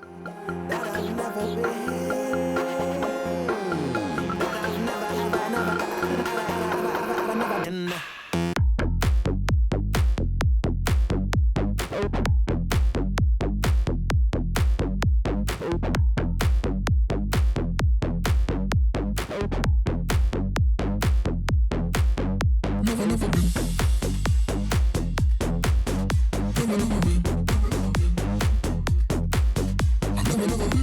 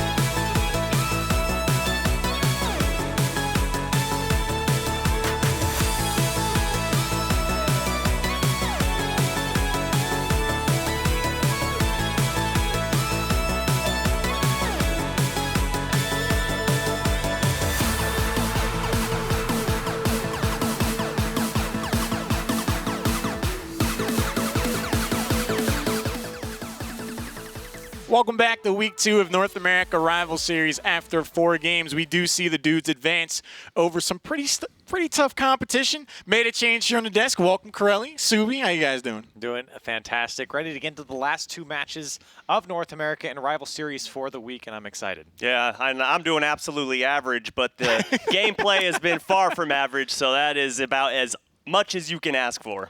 The big question I had for the dudes going into that last match is, will they be able to create more opportunities? Because I think that's where they definitely struggled in week number 1. And the answer that I found was yes. A lot of ball handling from skills in particular was really impressive to me on both sides of the ball. But my question is, have we seen their final form? Can they ascend even higher than what we just saw this past match? I think the dudes absolutely can. I think they have a lot more potential than what we've seen. This is a great win. It's a win that they really should get here against Upper 90. And so for the dudes, they put themselves in a position to at least have the success at this point in the Rival Series, and they don't just go down the rabbit hole of losing games and you have 3 losses, 4 losses, and are we going to make top 4? So the dudes stay afloat here with this win, but I think there's lots to improve on. Yeah, I definitely agree with that. It's going to be a learning process for them, so I'm excited to see what they can improve upon, because in the Rival Series, you only have 7 games that you have to perform for. So I hope that they can learn and, most importantly, adapt and overcome. You can look at a series that doesn't go your way in terms of the VODs and then see where you find success, and in that find the comparison to be able to make those improvements. The dudes very well may be able to do that. But let's move on to the third match. RBG, we have not yet seen this team in action. We're about to see how they're going to square off. Plot twist, didn't have the best start to their day. Will they be able to recover and pick up those pieces? So RBG, the former Continuum, the former compadres from last season in the Rival Series, dropping Moses, now picking up Rapid. And they've been pretty low-key. We haven't really seen too much coming out from these guys. Rapid played on the Magicians, last season, and this team finished 3-4 with Moses, so they stayed in the top 4. They stayed together, Astro and Aeon. Lots of people talk about Aeon as a player to look out for in RBG. He's my player to watch. Yeah, and Rapid, like you said, coming from the Magicians, leaving Vince and Halcyon, who are no longer in the Rival Series. But on the side of Plot Twist, my eye's going to be on Pirates. He was formerly on the Peeps. I spoke to him a bunch on the offseason. He came to me and just tried to give him a ton of advice of how to be successful in this league. He's got a lot of work to do with a new team, but he's got to put him on his back because he's the one with experience. He's the veteran here, and he's got 2 rookies looking up to him. It's a very short time frame to be able to do exactly that. In terms of predictions, RBG Esports or Plot Twist, who do you have, Corelli? So this one's a tough one, especially considering what we just saw from Plot Twist, but I'm sticking with them here. I got Plot Twist over RPG only because I think that Plot Twist's potential is very, very high. And while they did have a pretty bad loss earlier in the day, we haven't seen too much from this RBG team. So I'm not really sure what to expect now that Rapid's in the mix. Yeah, it's definitely a big question mark, and I, too, am going to have to go with Plot Twist in this one just because they got completely shut out, not even getting a goal, and the shots weren't even there either. So there's no way that they have the same performance. They have to turn it around, and they have to turn around right now if they want their season to be on the up and up. Plot Twist, I think they're in a position where it is very much do or die, but I do think that RBG Esports will be able to take the series, if anything, because they are going against a team that did have a tough loss at the beginning of the day. So you can find a lot of confidence and momentum in that. If they've watched the series, I imagine that they did. If they weren't warming up themselves, they're like, okay, those are the things that we can exploit. That kind of gives us the blueprint already. And since they are coming into this fresh, I do think they'll have a strong performance, but there's really only one way to find out. RBG Esports taking on Plot Twist for the second time today. Gentlemen, let's get into it.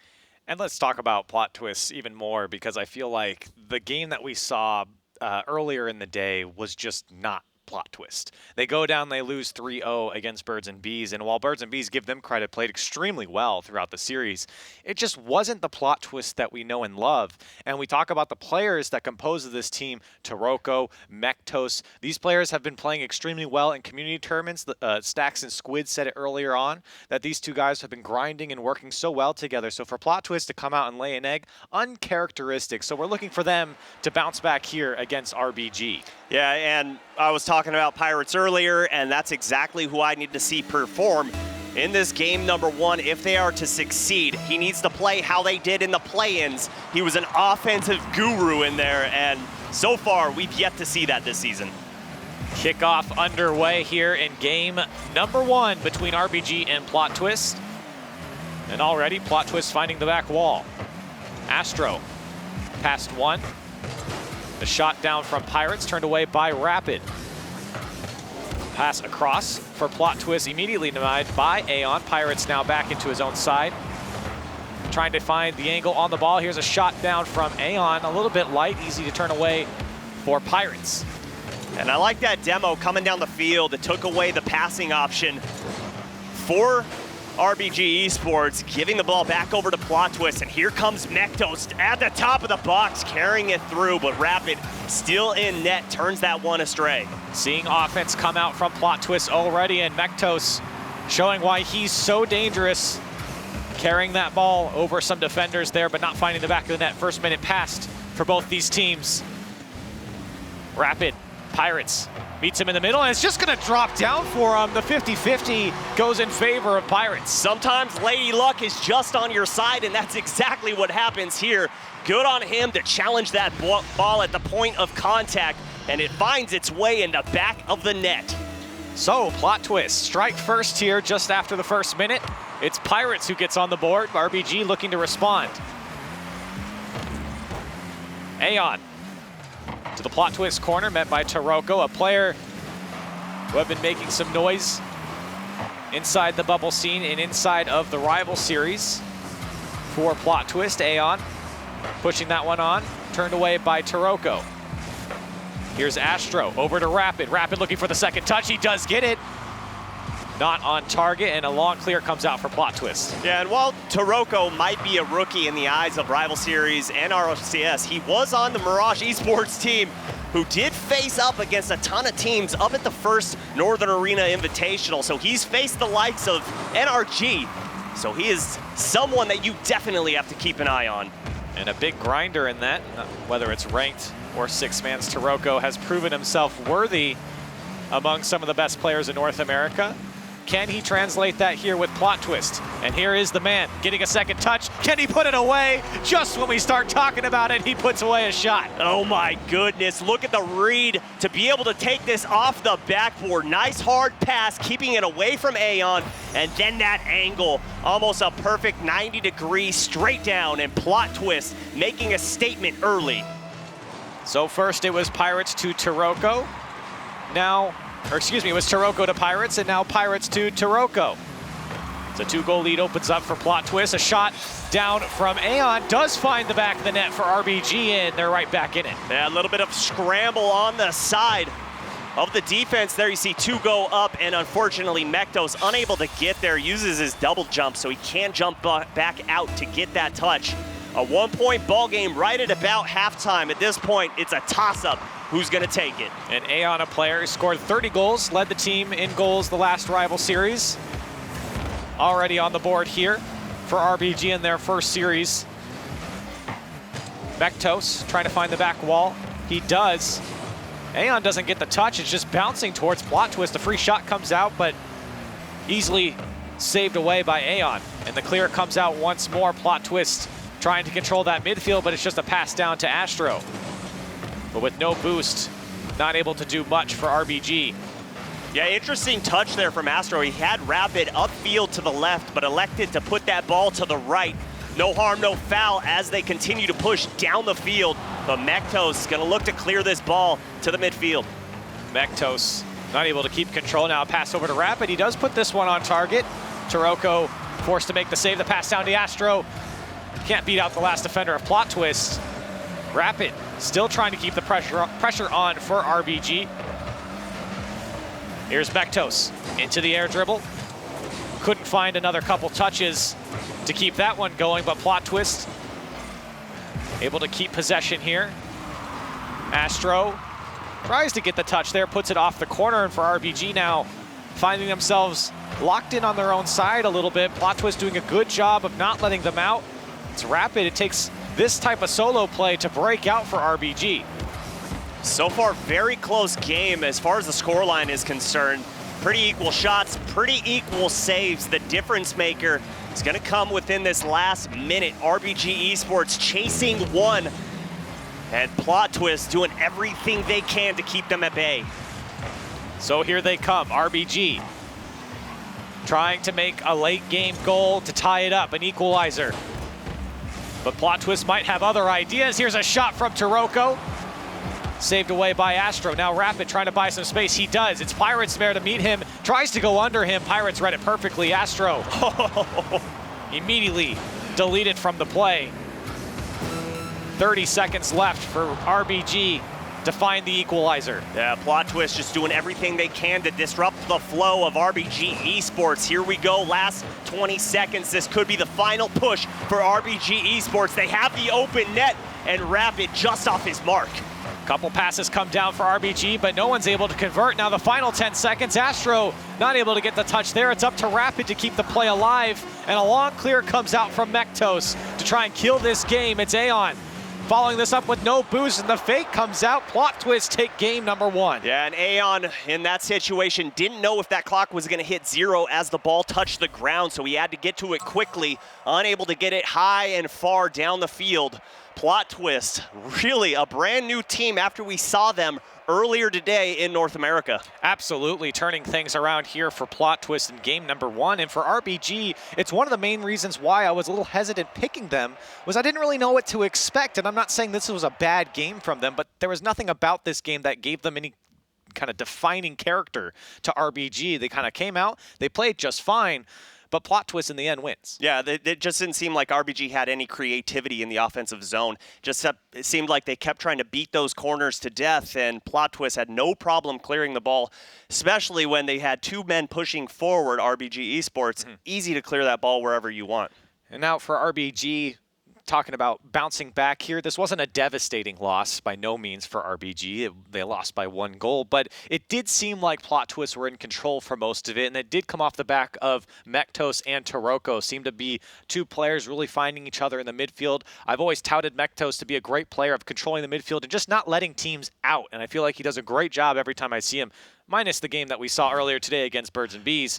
But for RBG, trying to bounce back here in game number 2, get players like Aeon going, get Astro more involved. We didn't even say his name too much. See what they have in store and the changes they will make. In game number 2, it's Pirates on the ball right off the kickoff. Aeon forced to go up and clear this one out. As it goes back to the Plot Twist corner. Rapid does put a shot on target, but it's right at Pirates. And did you see the team bump there on RBG Esports? Completely leaves the midfield wide open so Plot Twist can push down. And now they're going to start peppering that net. And Astro gets bumped to the save, and Taroko there for the cleanup. And Taroko cleaning things up for Plot Twist. And it's exactly what they've been doing between this game and the last. Pirates and Taroko have been a tandem on offense so far. Plot Twist up by 1. Yeah, I'm loving the aggression right now. No unchallenged ball on the side of Plot Twist. No hesitation. They're just going for it. So another goal given up by RBG, and the lead in favor of Plot Twist. But here comes RBG. A weak clear comes out to Rapid. And a big miss comes out from Taroko. Still no panic from Plot Twist, as that's a great clear to Mektos. High into space over that midfield RBG defender. Mektos finding Taroko, switching the field. Still not overcommitting from Plot Twist. Now Pirates had an opportunity for possibly a double tap, but couldn't get up to the ball fast enough. Now Rapid trying to find his teammate at the top of the box. It is Aeon who gathers it. The follow-up from Astro's there, but not on target. You see Rapid all the way back left to defend the net. It was Mektos on the ball. And that looked like the best opportunity that we've seen from RBG Esports. A fast break that came out and a good touch from Rapid, but Pirates patiently waiting for that, able to clear it all the way downfield, and Mektos bringing this in to the blue half. RBG finding themselves on defense quite a bit. You saw Rapid twirling in the air with the ball downfield, but it was all for nothing. Aeon tries to find someone laterally across the top of the box. I mean, it's a good idea, but Rapid was just too close to him. He needs to spread out a little bit.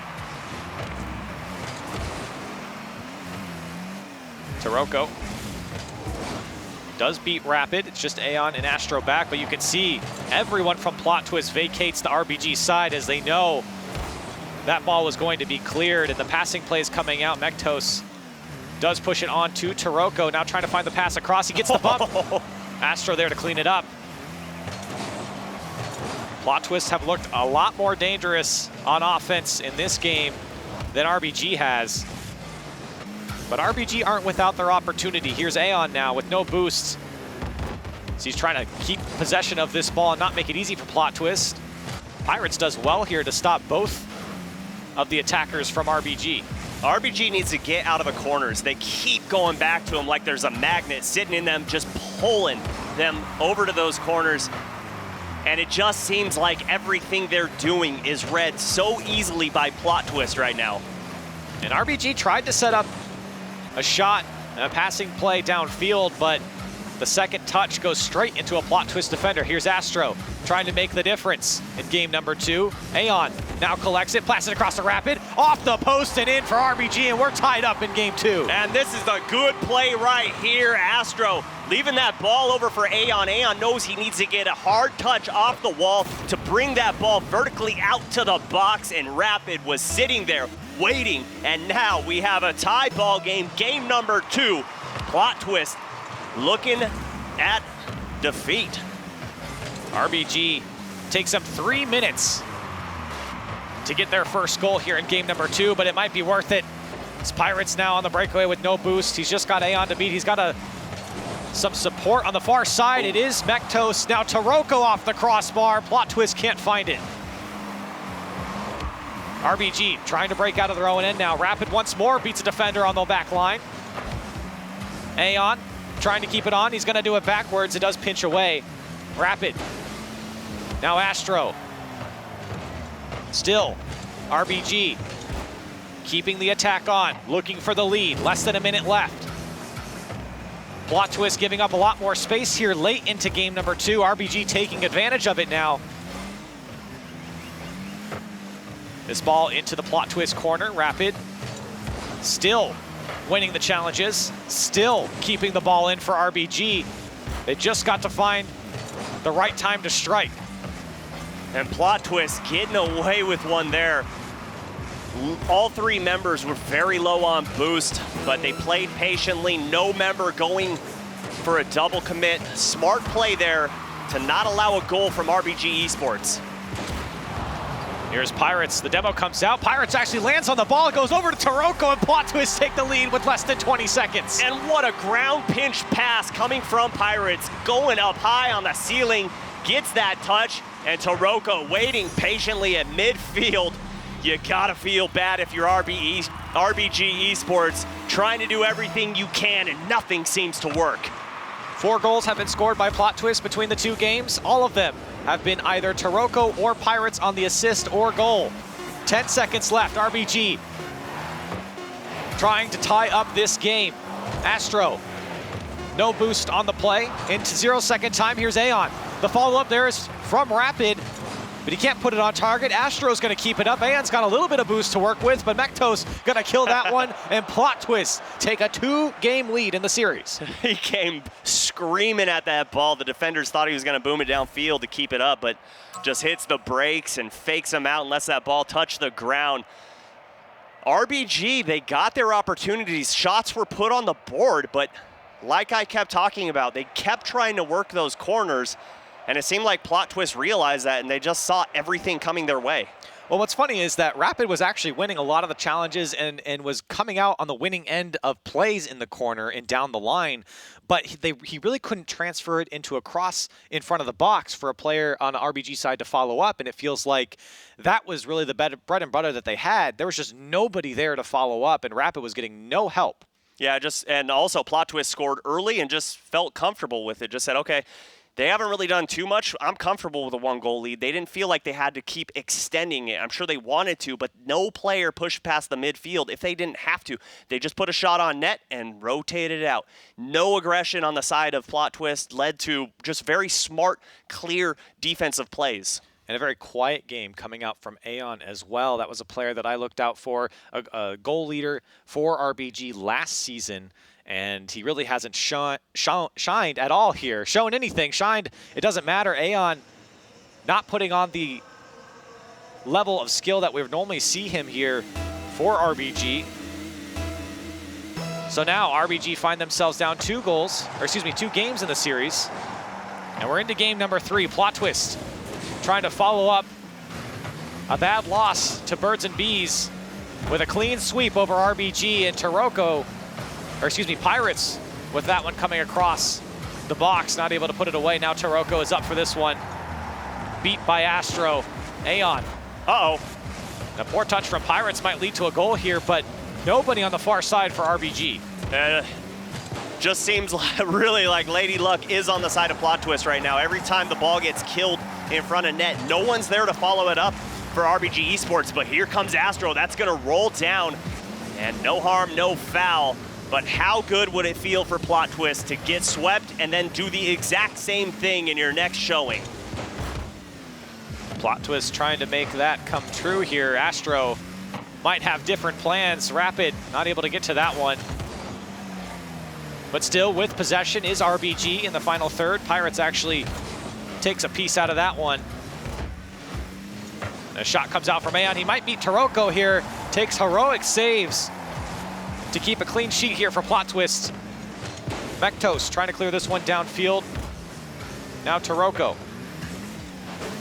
Mektos once more. Taroko gets a demolition on Astro, but RBG still able to turn this one away. Aeon on a great challenge there to make it tough for Plot Twist to break out.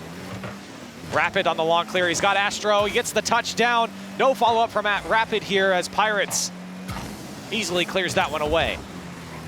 And it just feels like RBG Esports, the timing is off right now, and a swing and a miss from Mektos. A fast break opportunity for Rapid, but Pirates was sitting and waiting, able to put that back into the corner. A little bit dangerous there from Plot Twist. Everybody was committed, and RBG had a glimpse of an open net, but not able to capitalize. Now Rapid with no boost, not able to follow this one, but it does force Taroko to go. Now Astro trying to get the block. He does. The follow-up there, dropping it down.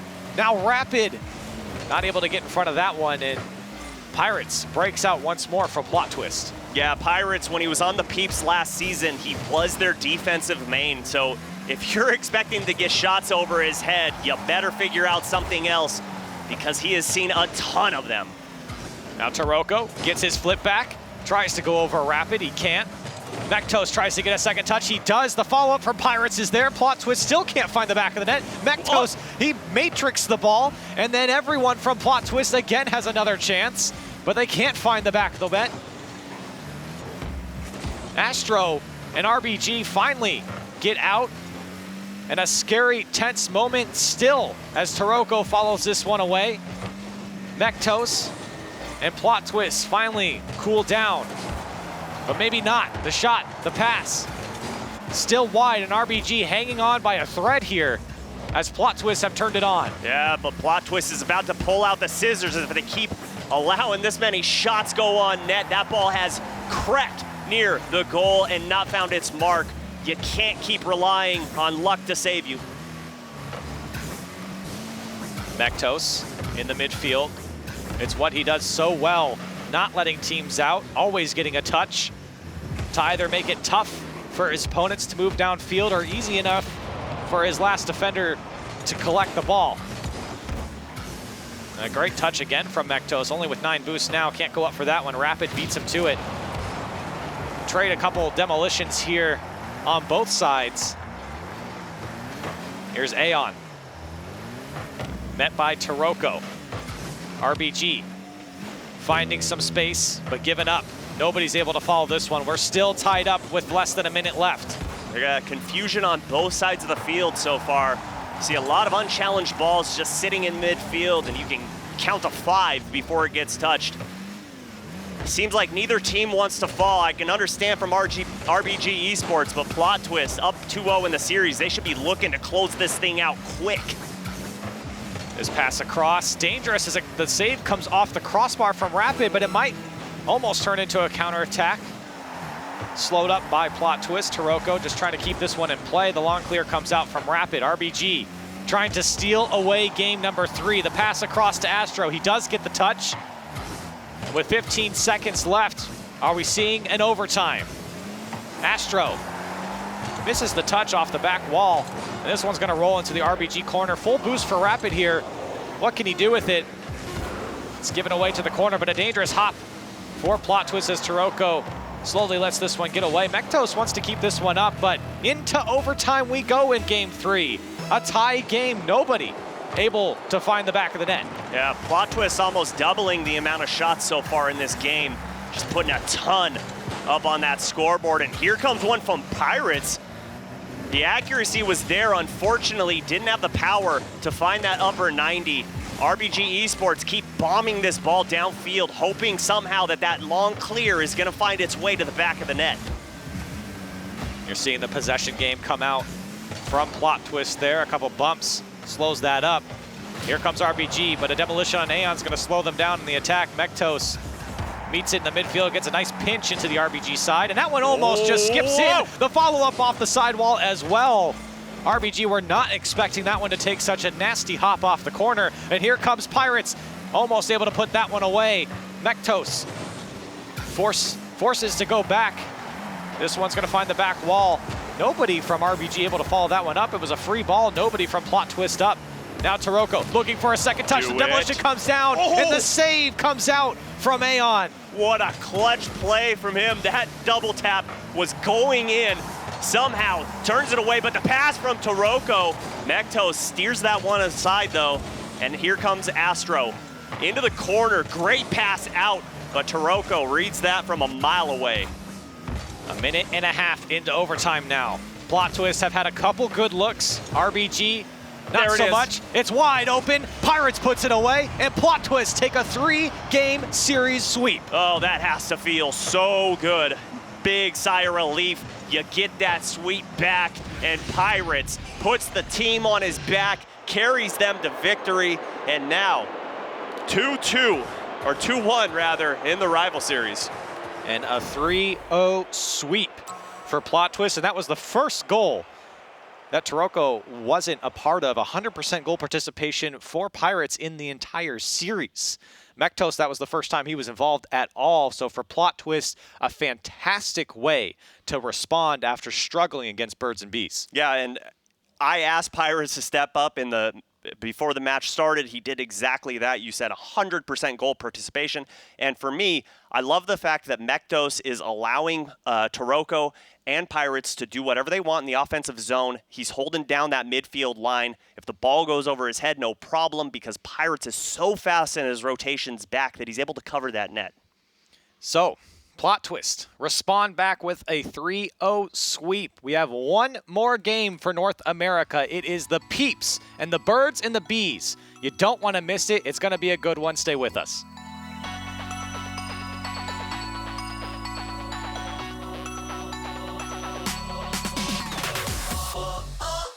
Tell me where you wanna go. We could fly to the stars, yeah. Tell me if you wanna stay.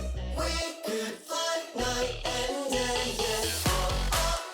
Tell me where you wanna go. We could fly to the stars, yeah. Tell me if you wanna stay. We could fly, yeah.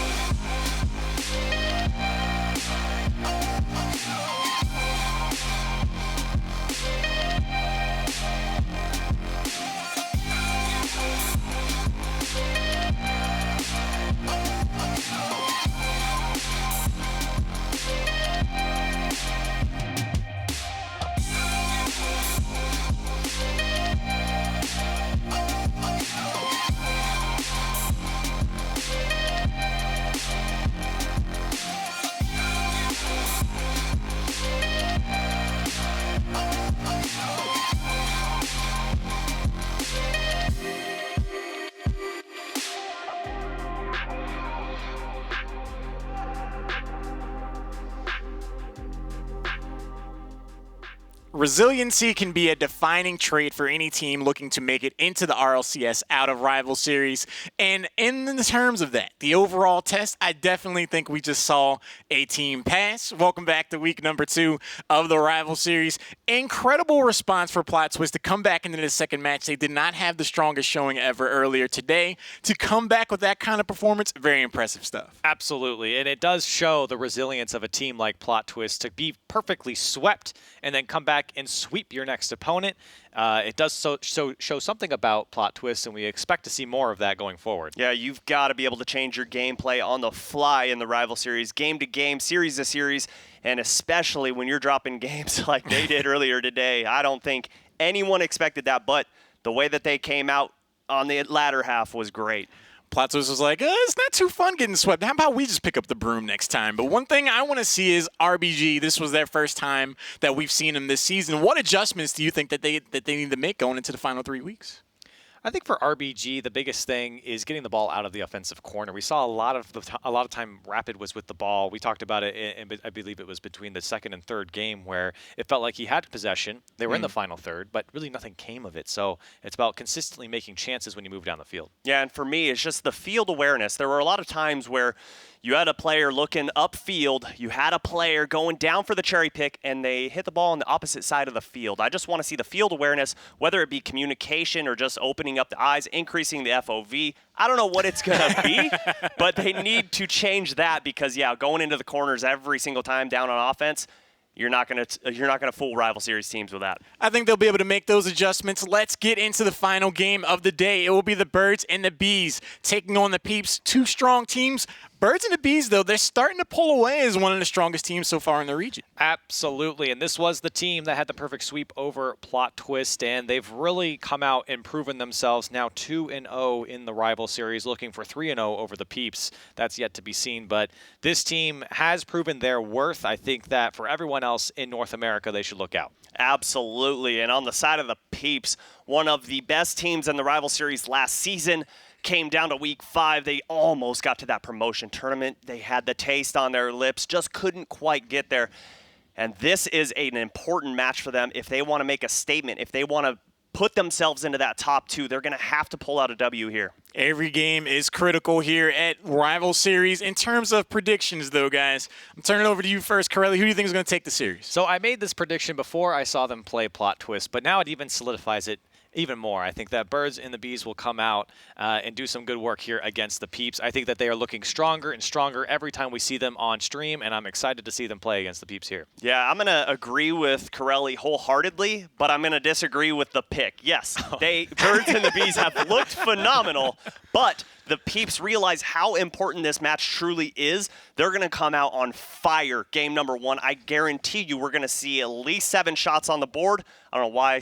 That's my lucky number, so 7. But tons of shots on the board from the Peeps. Their offense is incredible. They need to get this win. They definitely do, but I do feel that the Birds and the Bees will be able to take this series. They've just built up so much momentum. Earlier today, it just seemed like they were free from the drama that we saw that they had to deal with last week. They just look like a renewed team. I think they'll be able to carry that confidence, but there's really only one way to find out. The very last match of North America Rival Series for Week 2, we got the Peeps. The Birds and the Bees, let's get in. Let's get into it here. And Birds and the Bees, we talked about it. They look really good. Let's talk about the Peeps because it's a team that are now teetering at a 1-1 record. And in the rival series, you are kind of sitting at that point where it's like, is this team going to make top 2? Is this a team that we're going to see in top 4? What do we really make of the Peeps? And there hasn't been a team ever to make it with 3 losses in the top 2. So for the Peeps, looking at possibly a second loss would be almost devastating to their top 2 chances. Yeah, and the big question mark has to be put right above Reddles. He is the guy that came in to replace Pirates, and he's got to step up and perform. We know the greatness that Explosive Gyro can bring to the field. We know the greatness that Arsenal has. Reddles needs to make a statement, and he needs to make it quickly. And the last time we saw the Peeps, they did not fare well on stream. An 0-3 sweep by U90. So kickoff between the Peeps and Birds and Bees. Gyro immediately having to make the first save and a second. So chalk him up for Gyro early. Reddles not able to get to that ball. It's Hoxer. Oh, nice demo. Great demo by Roll Diz as The Peeps did have control there. Gyro on the fake. Pushed along by Reddles. Follow-up from Arsenal is there, but missed. Just gets in front of that one. Gyro has enough boost to push this one over.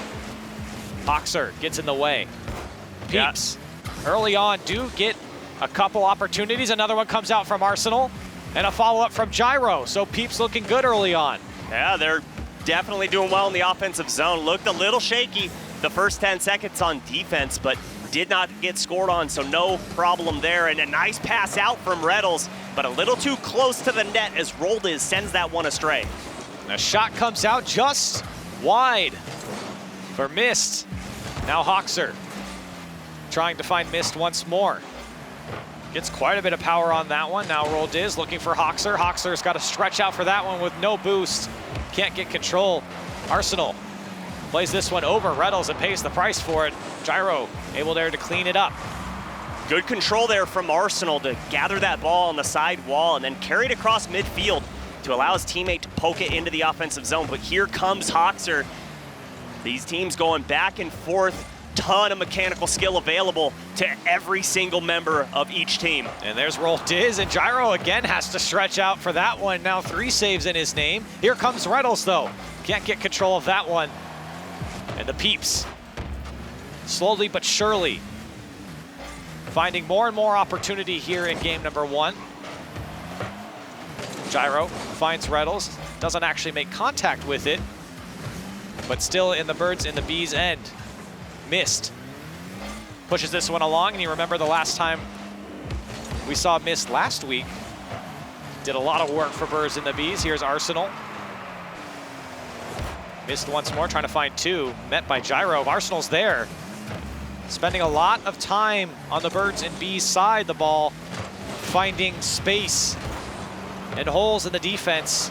But maybe a Peeps goal it may find as Arsenal not able to collect that one. Here's Roldiz trying to play this one across. Now Arsenal again, just trying to keep this one out. A miss comes out from the Birds and the Bees. The Peeps now try to go onto the counter attack. Loving the heads-up play that we're seeing from both teams right now. The defensive prowess from Gyro, though, is incredible. He's had a couple pre-jumps where he's put that ball to the side, but here comes Mist, pokes it up the ceiling, and Roldiz looking to put a shot on net, but too weak as Arsenal sends it away. But here comes Hoxer and rings out of that 90. And panic sets in for the Peeps as 2 go on the clear. They are going to get it in the end. Arsenal gets a flip back off his ball. Birds and the Bees have a little bit of a stay on offense in the Peeps end. And here's another opportunity. Mist drops it down. The demo comes out and it goes in. Reddles taken out of the play, opens up the space for the goal. And what a good play here from Roldiz. Puts that ball off his hood and then just sets his sights on the defender in net. All Mist has to do is put that shot on target, and it looks like the Birds and the Bees coming out in game number 1. So it takes us a few minutes, but Birds and the Bees do find the back of the net. Peeps, who have looked like they've had control at some point in this game, not able to convert. Here's Hoxer, turned away by the Peeps defense. Now Gyro, he's got 4 saves to his name. Can he turn them into some goals? Arsenal, wasn't expecting that demo as he gives up the ball. Gyro again. Good bump.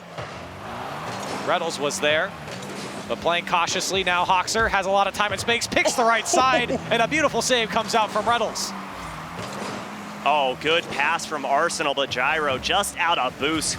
Couldn't quite get to that ball, but a very smart touch into the corner from Arsenal's, trying to work it left and right, keep the defense on their toes. And some dangerous balls go past the Birds and Bees goal, but the Peeps aren't able to capitalize. Arsenal regains some possession. Stopped up by Hoxer, and Birds and Bees looking to put away this game with 1 more goal. Now Reddles on the clear, and here come the Peeps. Stopped up by Mist. Roldiz is already up for this one, but can't get the touch. Tries to land on top of it. Not able to do so. Now Gyro on the clear. 20 seconds left for the Peeps in game number 1. A long clear comes out from Hoxer. Roll Diz there to follow it up. 10 seconds left now. Arsenal pops this one up. He's got Reynolds. Lots of time and space trying to get the second touch. He does get it. Arsenal's there with the save down from Hoxer. And this one's going to end on that note. Birds and Bees make a big save, and they take game number 1. Oh, and what a clutch moment for Hoxer. Able to just turn that shot into nothing. That looked like that was going to send it into overtime, and the Birds and the Bees squeak away with game number 1. So the best chance for the Peeps comes out in the final seconds, and it takes a massive save from Birds and the Bees to keep this one in their favor. 5 saves for both of these teams on each side, but the difference was the shot. 7 for Birds and Bees to the 5 of the Peeps, and the Peeps just couldn't convert. Yeah, they could not, but 2 high-powered offenses going back and forth. It's going to take some just miracles to really score anything over than a 1-goal differential.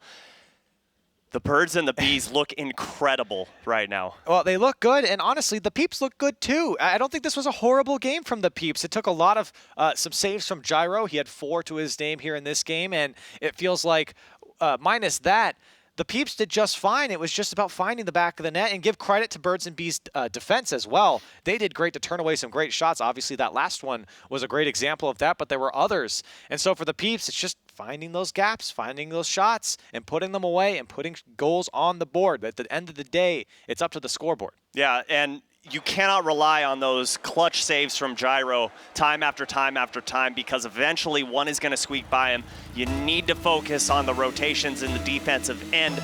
There was too many times where he was left alone in net. So the Peeps trying to respond into game number 2. Gyro's up for this one. The demolition comes out, can't get the second touch. It would have been a tough angle to hit either way.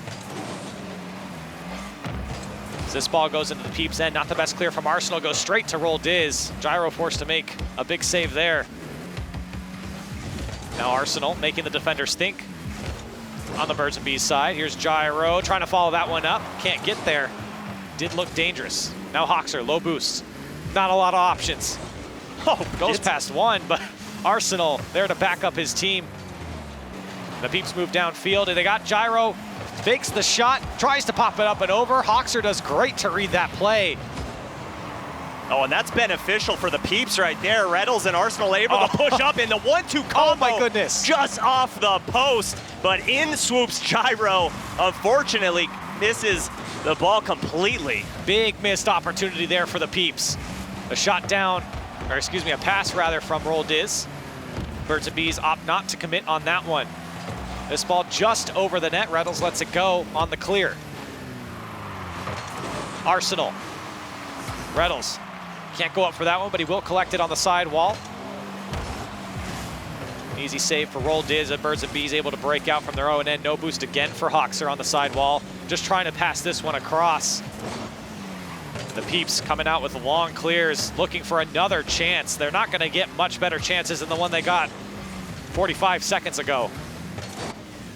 Yeah, especially not with the control that the Birds and the Bees have in the defensive end. They do not let the balls get away from them, except right there. Reynolds can't quite find an angle on that, and confusion leads to another shot, but that one goes off the crossbar. Crossbar and post seem to be the enemies right now of the Peeps. Yeah, panic set in there for Birds and the Bees, and the Peeps, again, can't punish. Here's Gyro. He's got Reynolds on the right. Pass out, pass back, but Gyro, he couldn't get there even if he tried. Ball bouncing up high above the Peeps' goal. This one comes straight down to Hoxer. He collects it nicely, tries to get past one. The follow-up's there, and it's going to go in for miss. Birds and the Bees on the board first. And it just looks like it was dangled in front of him. Hoxer takes a slow play on this ball, forces Arsenal to go up and try and pre-read it.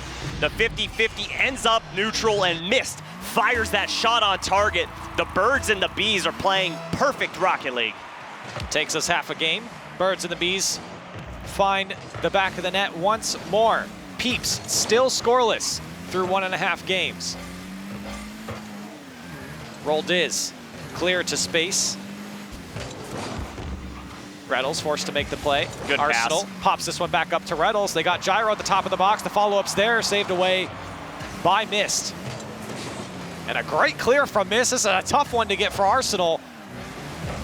The follow-up, roll Diz, can he knock it down to the corner? Turned away off the post, gyro into transition quickly for the Peeps. Reynolds was there. Now Arsenal, things heating up for the Peeps. Oh, nice This is a dangerous ball, it's up to Arsenal, he's got no boost. And the Peeps can't find the back of the net still. And that's what it's going to take for them to score. Not just a simple shot on net, it's going to take multiple ones to pull the defenders from Birds and Bees out of net. You need to put them in a situation where you have an advantage as far as offenders against defenders. 6 shots from the Peeps, 6 shots from Birds and the Bees here in game 2. The Peeps yet to convert. A minute and a half left. Reynolds taking his time collecting this one. Missed. Pushes it back towards the Peeps end here. And a poor clear comes out, roll. Diz, again, just barely missing the mark. It's been a couple times that he's had free balls in front of the box. Here comes Arsenal. That one's gonna go off the back wall. Gyro, can he knock it down? It's a weak shot to miss. Reynolds has a lot of time, but he's got no boost. Trying to go to the left side, can't find it. And again, the Peeps inaccuracy coming out. He had the right idea, but you said it correctly. Accuracy not quite there. And Reynolds challenging that ball, keeping this in the orange half. They're doing a great job of putting pressure on Birds and the Bees, but unable to capitalize. And the bump, and he puts it away. Reynolds finds the back of the net after removing the defenders of Birds and the Bees. Yeah, good play from Gyro to delete the goalie, and Reynolds just has to put it on target. The accuracy was present there, and under 1 minute to go, the Peeps tie the ball game. Birds and the Bees couldn't quite hold on to the defensive end. So after opportunity after opportunity, another one arises and Reynolds can't get around the ball. Here's Gyro, he can't connect. Arsenal with another chance. Everyone's gone now for the Peeps. Reynolds got to rotate out. Gyro's got to get out. And here comes Birds and the Bees. Turned away by Reynolds. Arsenal floating around at the top of the box. Oh, they've got numbers. Another opportunity has missed. Clears that one high and away. Birds and the Bees trying to respond back. Gyro. Oh, look at that. To Reynolds, to Arsenal. Can't collect the ball, and Birds and the Bees turn this one away. 10 seconds left now, and it's in the Peeps' end. Missed. Roll Diz, trying to get a touch on this ball, and it's up the wall. Arsenal might have the last save for the Peeps here in game 2.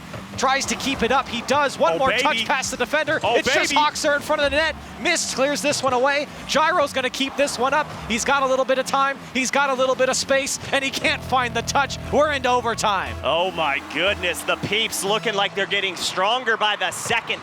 The Birds and the Bees showing signs of hesitation, leading for them to be unable to get out of that defensive zone. And Arsenal just missing on that challenge, giving the Birds and the Bees an opportunity to recollect themselves. This ball above the Birds and the Bees net. The Peeps have been knocking on the door the entire game. Here's Arsenal, maybe an opportunity. Just bouncing in front of the box. This one's gonna pinch off the corner. The Peeps can't get a goal. If they tried, Arsenal once more, and he does put it away. The Peeps take game number 2. Arsenal realized that they were down a man at mid. That ball gets poked up, and look at Gyro causing confusion back there in the defensive end.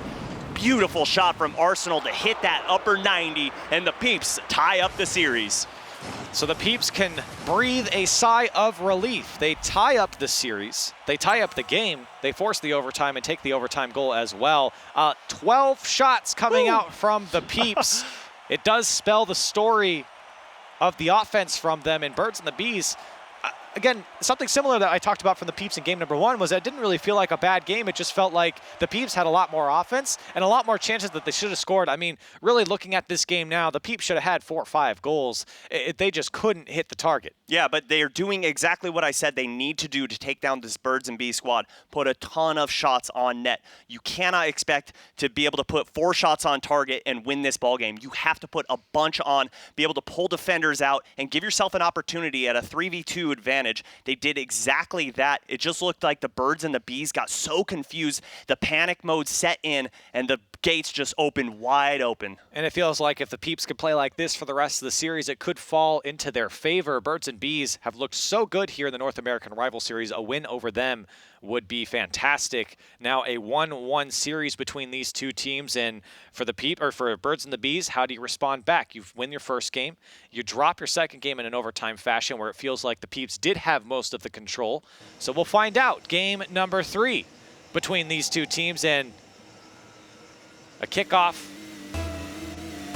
to decide the opening seconds. Reddles, roll Diz into game 3. As Gyro collects this one from his own end. Hoxer, Birds and the Bees looking to strike early. A shot turned away by Gyro. He's been doing so well on the defensive side of things for the Peeps. Oh, 2 big misses from both sides. Reddles pushes this one away and stops the Birds and the Bees advance. Gyro with no boost trying to push this one down the field. Has an opportunity here. It's just a floater, and Roll Diz turns that one away. Good play there from Reddles. I love the idea of pushing the ball forward. He sees Gyro pushing up, so decides to take that corner boost, and that's led to this offensive push downfield. They just need to keep peppering that net to give themselves an opportunity in game number 3. Missed on the clear. Birds and the Bees trying to find some more offense. And the shot's going to go right past Arsenal. As soon as you ask for it, they give it to you, and the Birds and the Bees on the board first once again. Oh my goodness, Arsenal, check your back pocket because your wallet just got stolen. That shot goes right by him. Rolled is, again, the Birds and the Bees with an early goal. The Peeps need to find an answer for the first minute of gameplay. The Birds and the Bees have scored the first goal in all 3 games now. As a big miss by Gyro comes out, nobody expected it. This ball just floating to the Birds and the Bees corner. This series has already been exciting for both ends, and fireworks are going off here as demolitions are happening left and right from the Peeps. Hoxer got demoed, and then right when he respawned, got demoed again.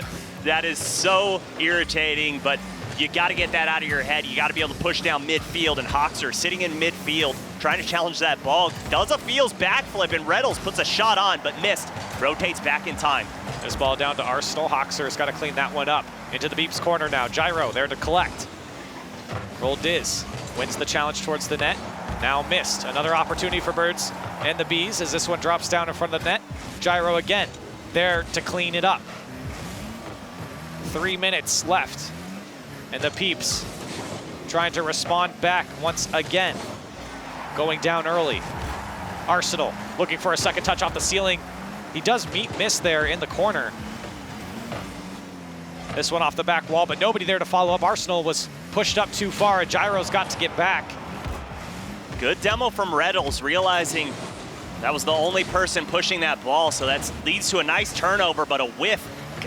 Oh, a nice challenge from Roldiz, putting that ball to Hoxer, but Hoxer can't get that quite towards mid. Actually gets 2 flips off the ball there for Birds and the Bees. Hoxer doing everything he can to keep that ball in the Peeps half to no avail. Roll Diz, not the best clear, it's weak. Here's Roll Diz once more with no boost, still goes for it. Reddles sees that play developing from a mile away. And a little bit of, this game has really slowed down quite a bit as opposed to the end of game number 2. The Peeps just slowly lobbing the ball down the field. Look at the space that Gyro has to work with here and the respect given. Missed, just gonna clear this one to his corner, and it feels like for the Peeps now, how do you develop dangerous chances and what do you got to do to really make this defense panic? I want to see them go back to the demos. That seemed to cause so much chaos in the defensive end for the Birds and the Bees. They did not know how to deal with that. And it just seems like the Peeps have put that one in their back pocket and they're waiting for the last 30 seconds maybe to go back to it. 3 shots have come out from the Peeps so far. This is a dangerous ball in front of the Birds and the Bees net. Hoxer does get in front of it and they do get out. Here's Gyro looking for options. He does have Reddles to his left. Is that one pushed on? Now Arsenal has an opportunity and things just part and the Peeps find the back of the net. And if you're Reddles, you definitely say this is a fake. 100% fake. There you go. Get one away. Rolled is not expecting that. And Arsenal, again, an open net for him to shoot at. He's not going to miss those. We're all tied up within a minute of play. A very innocuous goal there from the Peeps. All of a sudden, things just came through for them. And a tied game, a minute left. Roll Diz, now missed. Turned away by Gyro. Who else from the Peeps in this series? Arsenal met by Miss. It's a stalemate here as everyone's just flipping over the ball. Miss got his flip back there for another flip. Birds and the Bees not the best clear. Here's Gyro trying to find the back wall. Miss got to go up. He doesn't get there. Arsenal's just got to put it on target. He can't. Another missed opportunity for the Peeps. 30 seconds left on the clock, and they would have been up by 1. Yeah, Gyro had his sights set on Roldiz, took him out of the play completely, and Reddle's just going for Mist. They're going back to the aggressive offensive play, and who else to clear that ball other than Gyro, netting himself another savior medal just like game number 1. And that was an opportunity the Birds and Bees could have scored as well. But with 10 seconds left, the shots looking to come through. A big save from Arsenal. The attack's still on for Birds and the Bees. They don't want to go to overtime. Roldiz, one last opportunity. Missed in the mix, trying to bump everyone around. He does get a few. That one's going to drop for Hoxer, and Birds and the Bees steal game 3. And Gyro had to go up in the air. So much chaos going on in the net.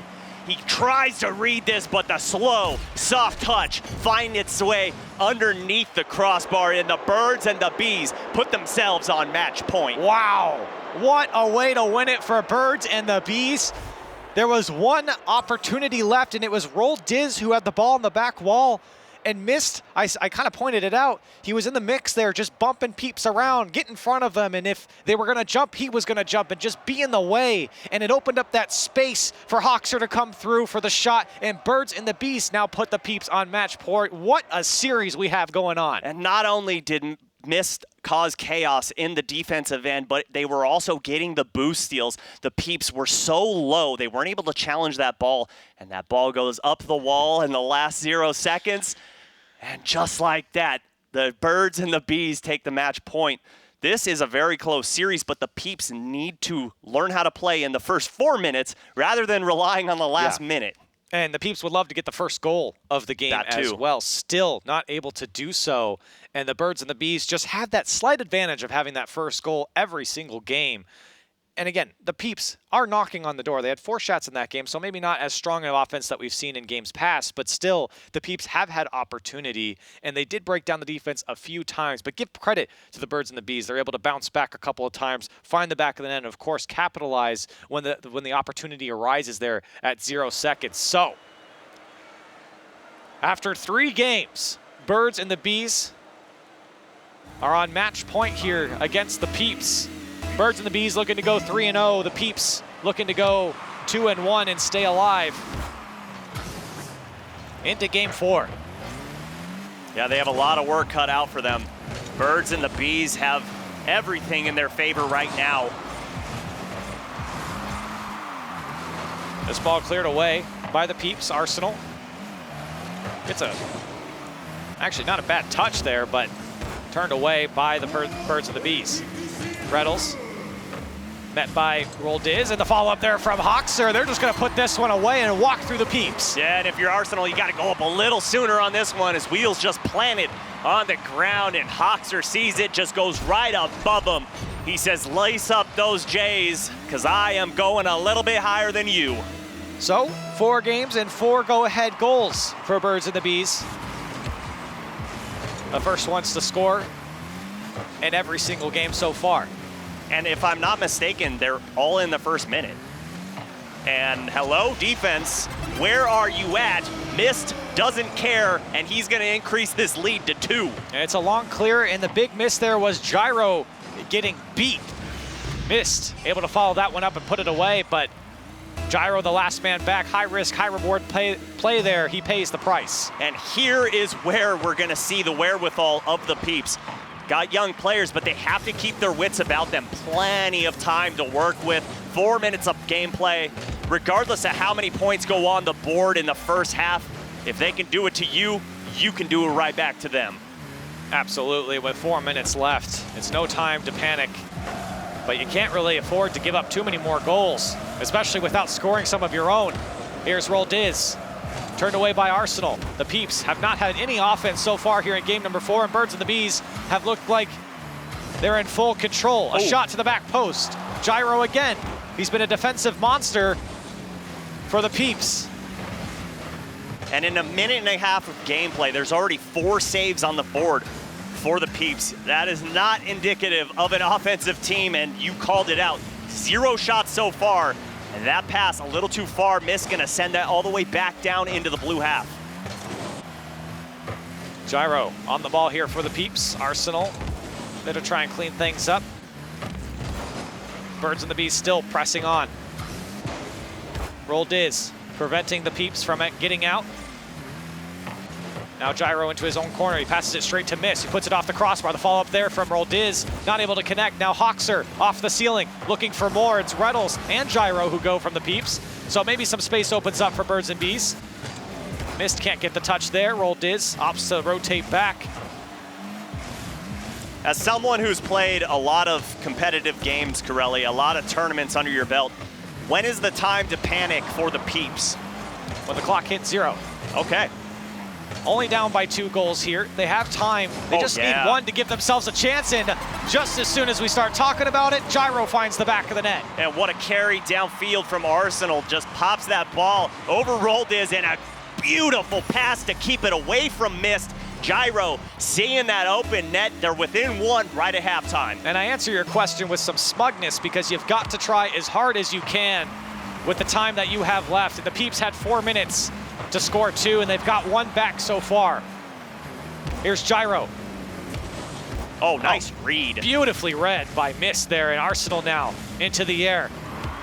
Trying to find Reynolds. He's there. The shot just off the wall, off the post, excuse me, and the Peeps still can't put together these plays.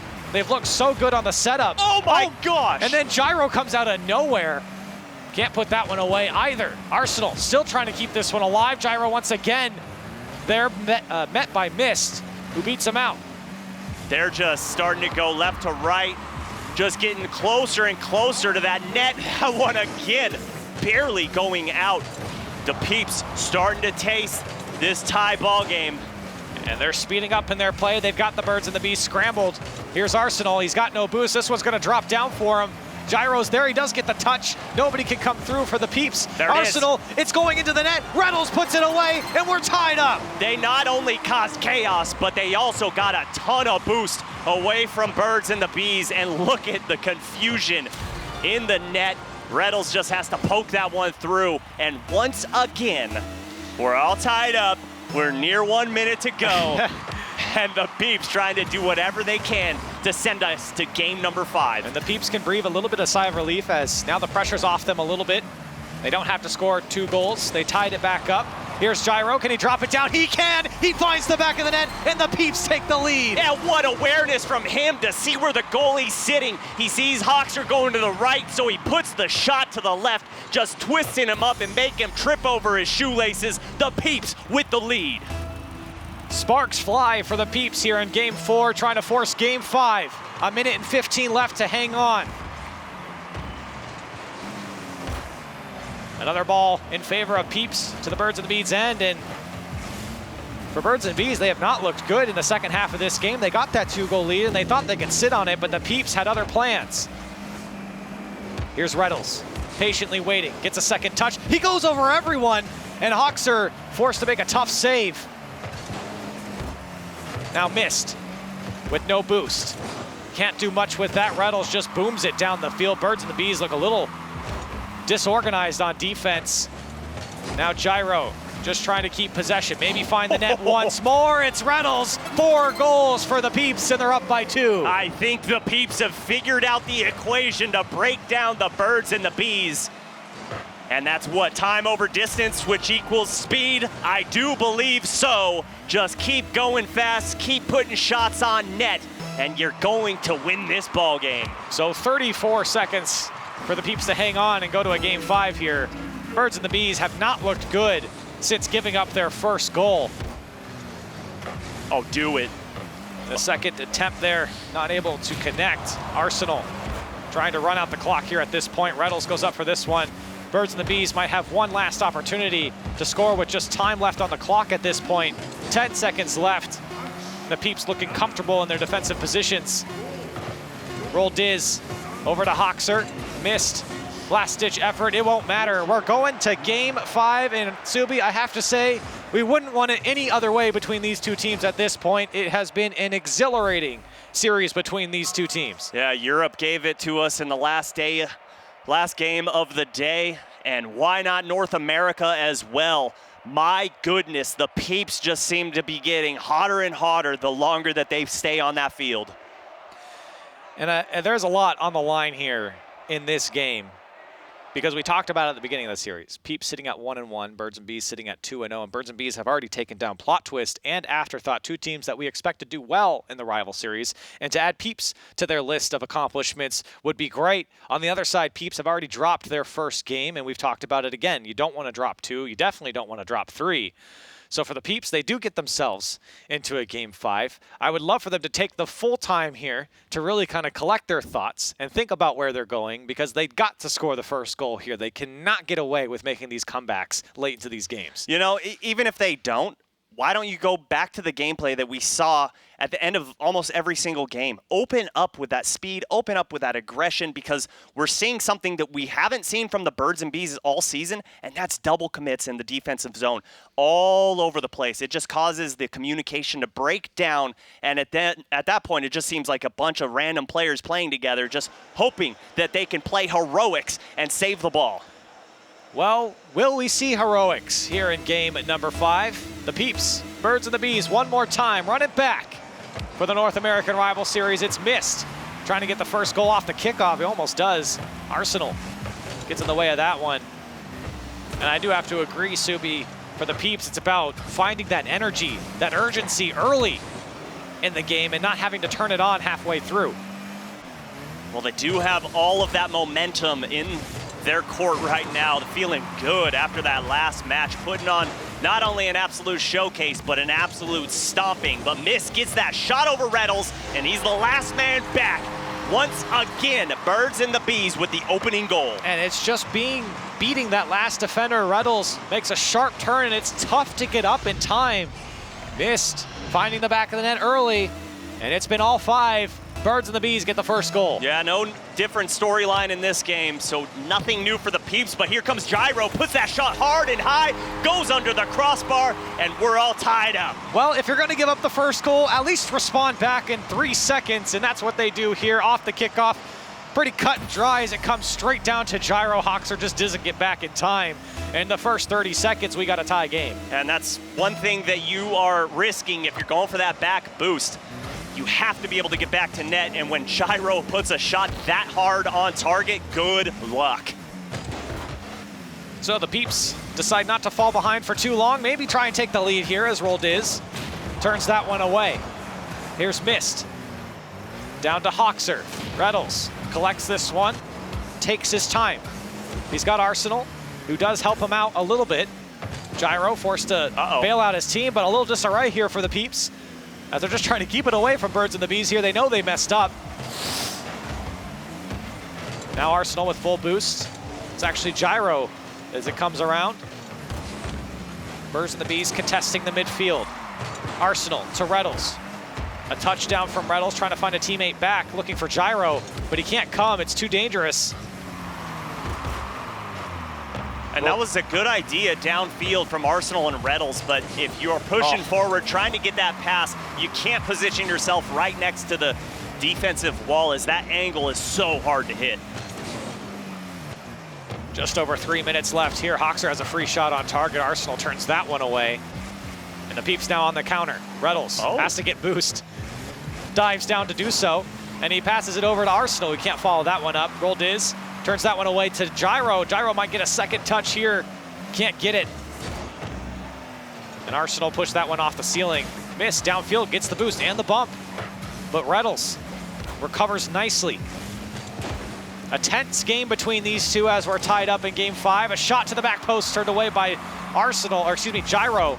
5 saves come out from the Peeps already, and we're just about halfway through this game 5. Yeah, only 1 on the board for Birds and the Bees, so you know they're not having to worry too much about those shots coming out from the Peeps. But here comes Roldiz. Good pass all the way out to Miss, but nothing really available to him, as here comes Arsenal to clear this ball away. Good touch. A shot comes down from Roldiz. Gyro once again forced to go up and make the save. The Peeps trying to find a way out of their own end. They spent quite a bit of time in their defensive third. Birds and the Bees have done a good job of staying in control. And a split second there for the Peeps to show some offense. Birds and the Bees put them right back in their place. Gyro, though, trying to find this one downfield. Steals away the boost. Arsenal finds the back wall. Reynolds is there, met by a defender. Tries to get a second touch, but he can't put it on target. And I'm starting to see a little bit of hesitation from the side of Birds and the Bees right now. I saw Mist and Roldiz kind of push forward and then double think it. They're realizing how much pressure the Peeps are putting on them. The shot high above the net. Arsenal forced to go up for that one. Mist is beat. Oh, a couple demos traded here, as the Peeps do have a little bit of control in their final third. The pass out to Gyro. It's a great shot too. Hit with pace. Finds the back of the net. And the Peeps in the lead. Oh, and a great pass from Reynolds. Seeing Gyro, and Gyro utilizing the ground to put some speed on that ball. Oh, baby, no way you're saving that, Hoxer. And the Peeps taking the lead late in the game. Both goals have been scored from Gyro off the pass from Reynolds.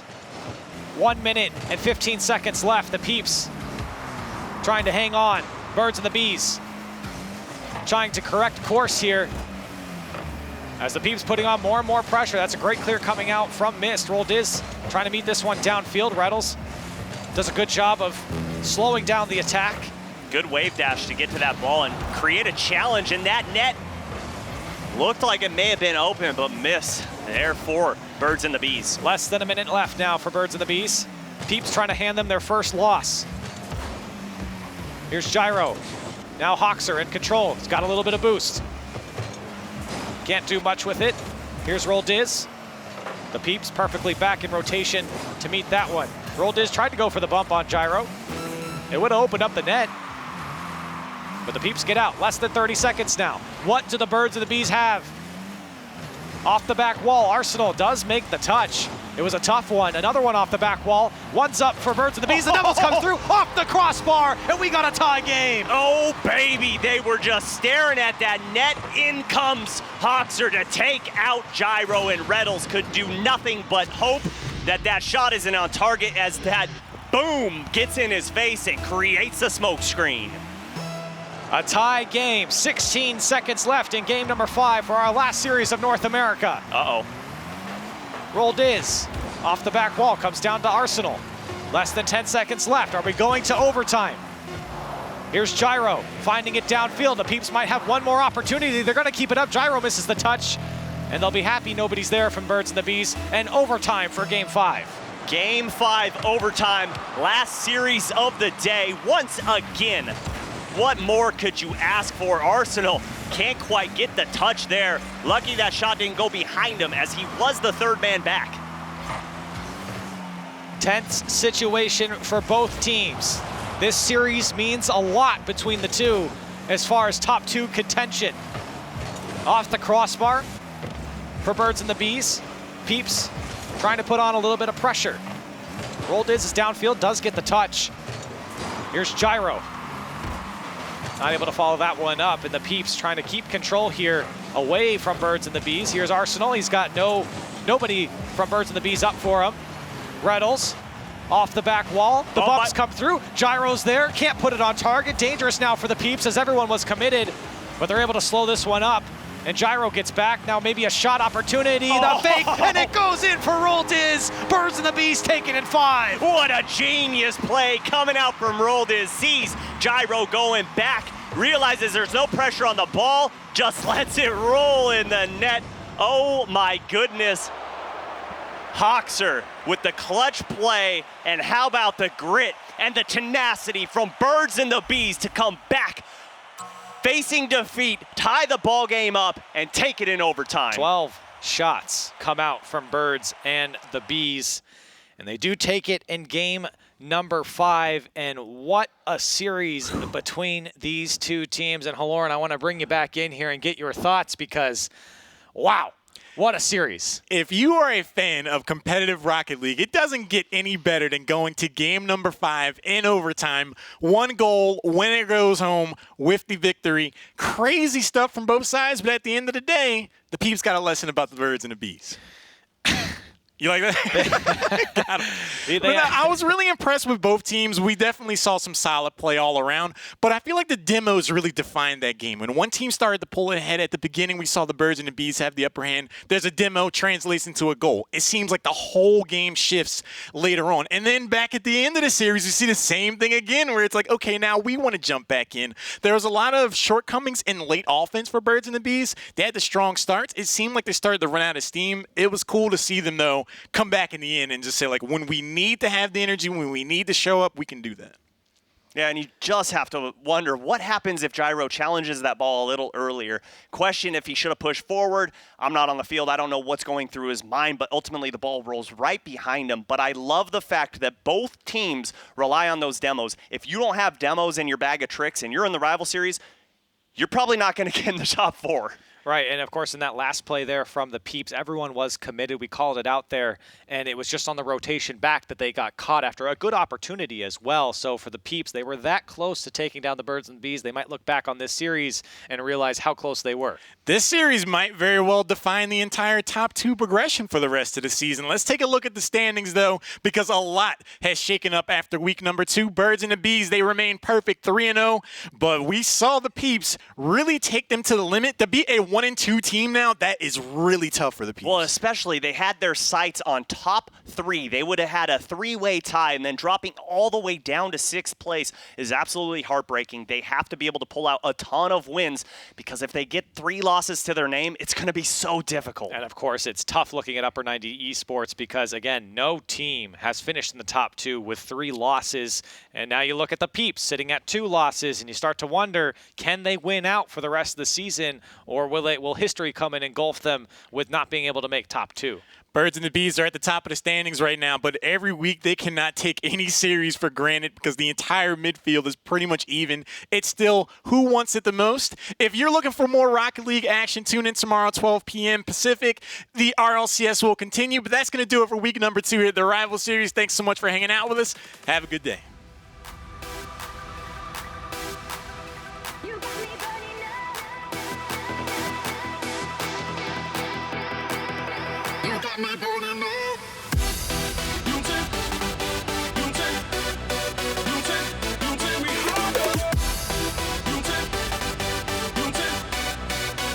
got me burning up.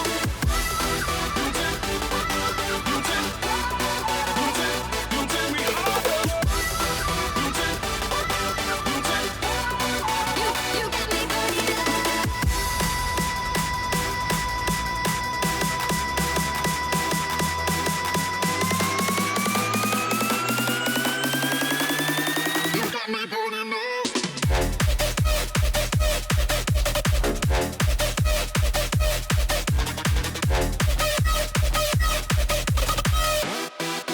You got me burning up. You got me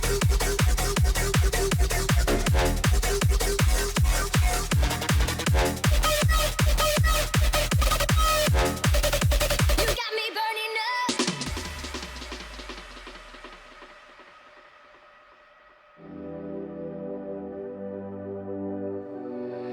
You got me burning up.